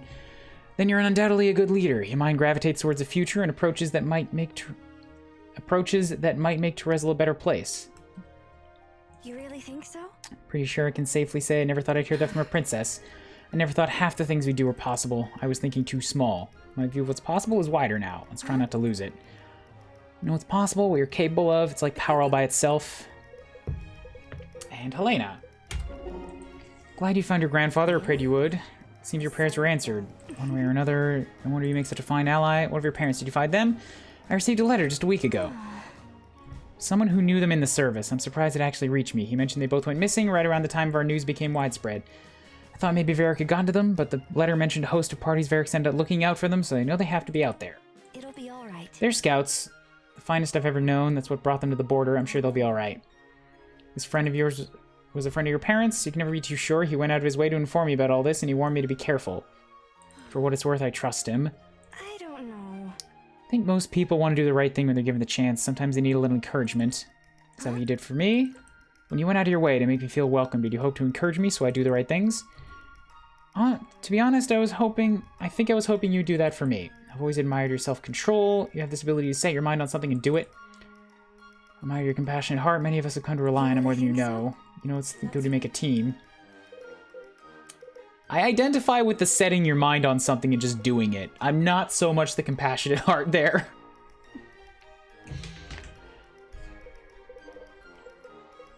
But, you know, everybody's got weaknesses. I also feel like acknowledging them is a strength in and of itself. If my eyes don't deceive me, you're a real live Sheila. It's an honor to fight by your side. What is a Sheila? A woman who brings needed drink to the weary. They are much revered among my kin. Have you not heard the name? It's a first. What do you call surface side? You know, barmaid, tavern wench, girl. That's on a good day. I shudder to think. And on a bad day, a lot worse. Always gotta give points for creativity. Please accept my sincerest condolences. I hope you never heard such names uttered from the mouth of a dwarf, or I'd be obliged to knock his jaw clean off. Dwarves are a rare sight, but come to think of it, they're always real polite. Guess now I know why. I'm glad McKinn haven't dishonored me. A shieldless service should only be rewarded with the finest praise and a freshly polished coin as often as one can spare it. Yay! Tip your barmaids! Sia would do well to advertise her bar to dwarves. Dwarves are very rare. She could probably make bank by going to a dwarven town, though. You're good to have around, Fenton. I wish all my customers were like you. That's a mighty fine compliment. Makes me axe feel light as a feather. Aw, that's cute. Fenton, it's been some time since I've been in the company of a dwarf. I was staked out in the Marrows with both eyes on that dragon for longer than I care to admit. You and your contacts might know better than my people than I, miss. Maev will do. I might ask the same question to you. The assignments have not concerned the underground of late. I'm sure there are the others in the council keeping tabs on things. I say that with regret. I'm rather fond of your people. I won't tell your kindred you said that, or mine. I'm only half elven. I might expect the sun elves to look down on us equally. Perhaps down a little more for one of us. You in the literal sense. You know my homeland well. Enough time in an occupation like mine, you see your fair share of the world. How do we measure up, then, to the great civilizations of Terrazale? I might not use such a poorly chosen phrase. I'll say this. The dwarves of Etland are unmatched in both warmth and hospitality. Don't mind if I do. Excellent compliment. Any dwarves would be honored to hear it. It's a compliment well earned. Yay! I do like most of Fenton's supports. He's good. I'm sad that I had to bench him. He probably would have done very well in another class. Rose and Iris? Guess I should welcome you back to the outside. Things have probably changed a lot since you last remember them, and not for the better. Ooh! Do they know each other? Anything beats being locked up at Dervin. Couldn't believe the conditions when we got there. Or maybe this is just, yeah, because you got freed. It's no wonder many of the prisoners followed us back. A day in that abyss hole would make just about anyone want to overthrow the king. What about you? What brought you here? Circumstance. Monroe hired me as a bodyguard. Can I be honest with you about him? Yeah, we all hate him. Don't worry. He kind of scares me. Sounds right. He's not great at first impressions. He's pretty harmless once you get to know him. After seeing him fight, I'm not sure that's a word I'd describe him. It's good to know. I don't think you have anything to worry about. So, Plenty of other things to try and kill us, right? Which is why it's good to have more and more person watching my back. You can count on it. Elena, you, oh, she's praying. I probably shouldn't disturb her. I can hear you whispering. sorry. I didn't mean to bother you. Something wrong? I mean, here. What's this? I think it's a tassel. I think it fell off your spear in the last battle. This is a gift from a very dear friend. I'll have to keep it somewhere more secure. Did your friend make it? Beautiful. It's a little weird that, to me, that Helena is a class that uses a... I mean, her character is somebody that uses a spear. But all of her classes use swords or axes.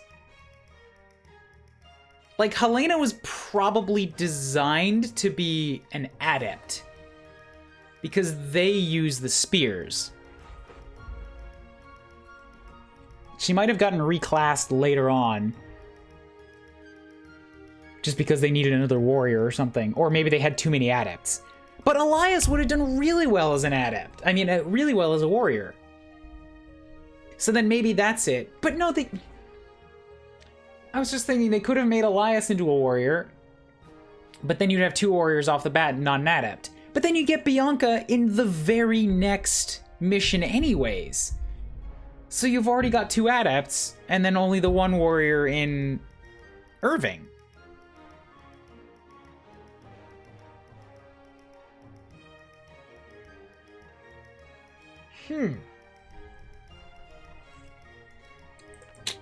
It wasn't dirty when your friend gave it to you. That's not what I'm saying. Just when it fell on the ground in battle. That's only natural. You have a kind heart. See you around. Farewell.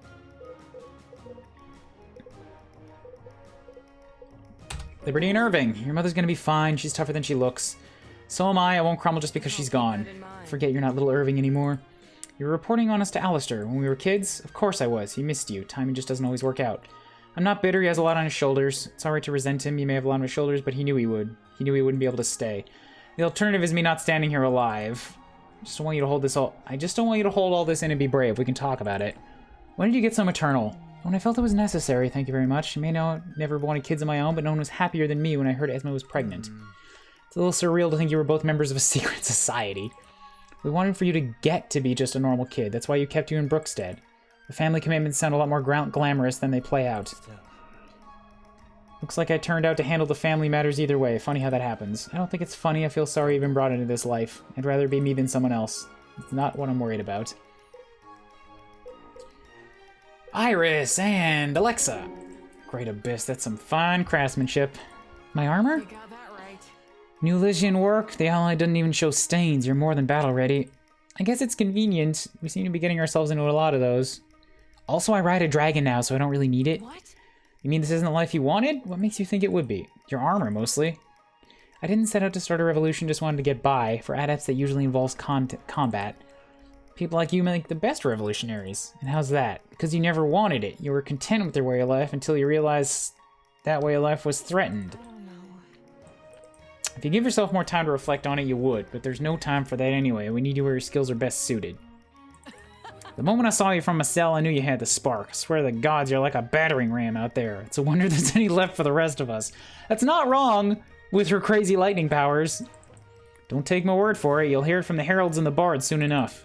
I highly doubt that. Good, stay humble. I wouldn't want all this to get to your head while you still got enemies to fry.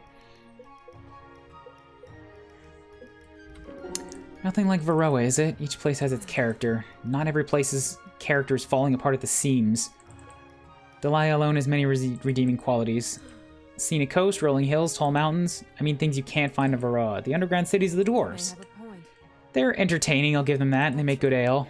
We should not forget that Varroa is not without its flaws, even in times of peace. I'll keep that in mind. When I find a place with no flaws, you'll be the first person I write to. What flaws come to mind when you think of them? Naj's code of honor, for instance. They turn brothers and sisters against one another, vying to lead their families, waiting eagerly for their parents' deaths. That's no great accomplishment. Still think you and Etlin are in your honeymoon phase. You're looking for everything through a fortune finder's goggles. Those are produced locally by the dwarves of Everhearth. There's the dwarves again. Maybe the solution would just be to haul them all over to Varroa. You would have difficulty convincing them to come to the surface, let alone cross the sea. I value my life too much. Then that is wise. Our lesson's been progressing well. Those scarves you're knitting are of a sale-worthy quality. Oh yeah, she was teaching her to knit. I'm starting to understand what you meant about it being relaxing. It was stressful when I was blundering about, but now I can chat and I don't have to think about it too much. I'm glad you're starting to see. Many write knitting off as a lesser activity, but they know little of the peace it can bring one's mind. I don't know about that. I just know my neck isn't going to be cold when we're marching at night now. Don't understand. Does it not burden you to keep such worldly concerns at the forefront? Not all. Not at all. I lived in this worldly world, therefore I am worldly. Stands to reason my thoughts would be of worldly things. That is remarkably intelligent. Come on. Do I have you reconsidering your choices? Nope. I'm firm in my beliefs, but I'm constantly seeking that which may broaden my understanding. You and I are vastly different. Long ago I may have held against you or thought a lesser view you hold. I know better than that. We live according to our creeds. I wouldn't say I have a creed. I should be more careful with my words. It is rare that I misspeak. A more accurate word to my intention is our values. I have those! We all do. It's nobody's place to judge another set of values. It's folly. Would you mind help me finish this piece off? My loop at the end always gets caught. Stay still. It wouldn't do for me to end your apprenticeship with an unfinished skill set. Shift to your right, very slightly, and then clean follow through. Trust that it will turn out well, and it will. Is that how you always tie it all off? Most often. Better techniques will only come with practice. That was good. I like that one. We're almost done. Almost done. See, I have something private to ask you about. You're good at this sort of thing. Romance, wooing people. What in the world would make you think I'm good at that? Huh? Look at you. You were a barmaid. You've told me stories about using people's emotions to get a bigger tip. Seems like you got it down. Oh, that's not the same thing as romance. Wish it were. I'd be a damn baroness by now. I can try, though. What are we working with? I found myself thinking non-stop about someone, and I want to show them that I care more than they know right now. Haven't had much occasion to do so. Bianca, we're in the middle of a war. Not even. You're gonna act like you and Garrick don't have a little thing going on? I resent that. You can't use my own situation against me like that, you snake. Does this change if she didn't have an A rank with Garrick? Because that'd be awesome. Aren't you clever? You have to tell me who it is. I promise I won't gossip, but I can't promise I won't want to. As long as you don't tell Garrick that man has a mouth bigger than the spire. Oh, come on. It's Samara. Ooh. But she's so regal? I thought we agreed you're a country gal. Yeah, but she gets me somehow. I'm not really sure how to put it into words right now. That's why I'm here.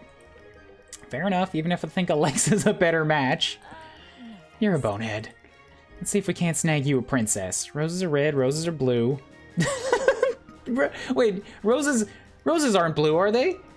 Is there a blue rose? Hey, Scoot. Excuse me? I said Scoot. I'm gonna be swinging this blade around and I don't want to end up with any friendly casualties. I'll commend you on an excellent goal, but your method of achieving it is rather poorly thought out. There are plenty of places where you might go swinging your blade far from anyone without the risk of casualties. Maybe, but I picked this one. See this barrel? It'll make good target practice. You ruin your blade hacking at something like that. Then I guess I'll have to sharpen it again. Do you think your stubbornness makes you a better fighter? I don't know, I feel like I swung down into this army and immediately started putting everyone else to shame, so I got something going for me. Allow me to indulge in some unsolicited advice. Turning allies into enemies doesn't help you become a better fighter. Is that supposed to scare me? Making an enemy of you? Isn't this It should, but luckily for you that's a lot harder to do than you might expect. Thank the gods I was really starting to get spooked. Now are you gonna move or can I get started? Yay. Little bit of fire going on there. Didn't think we'd be seeing you again. I made those a man's last words once. Yikes, hope he deserved it. Filthy deserter thought he could get the jump on me and my friends, then he thought he could sneak away. You get away with one mistake now and again, but never two. Huh? Don't mean to kill the mood here, but were you a deserter too? think so? Resisting is not the same thing as deserting. We didn't turn our weapons on our own people for a profit. Could be. Sounds like you waylaid plenty of caravans. We redirected some supply chains, and only when they were carrying arms or armor for the war effort.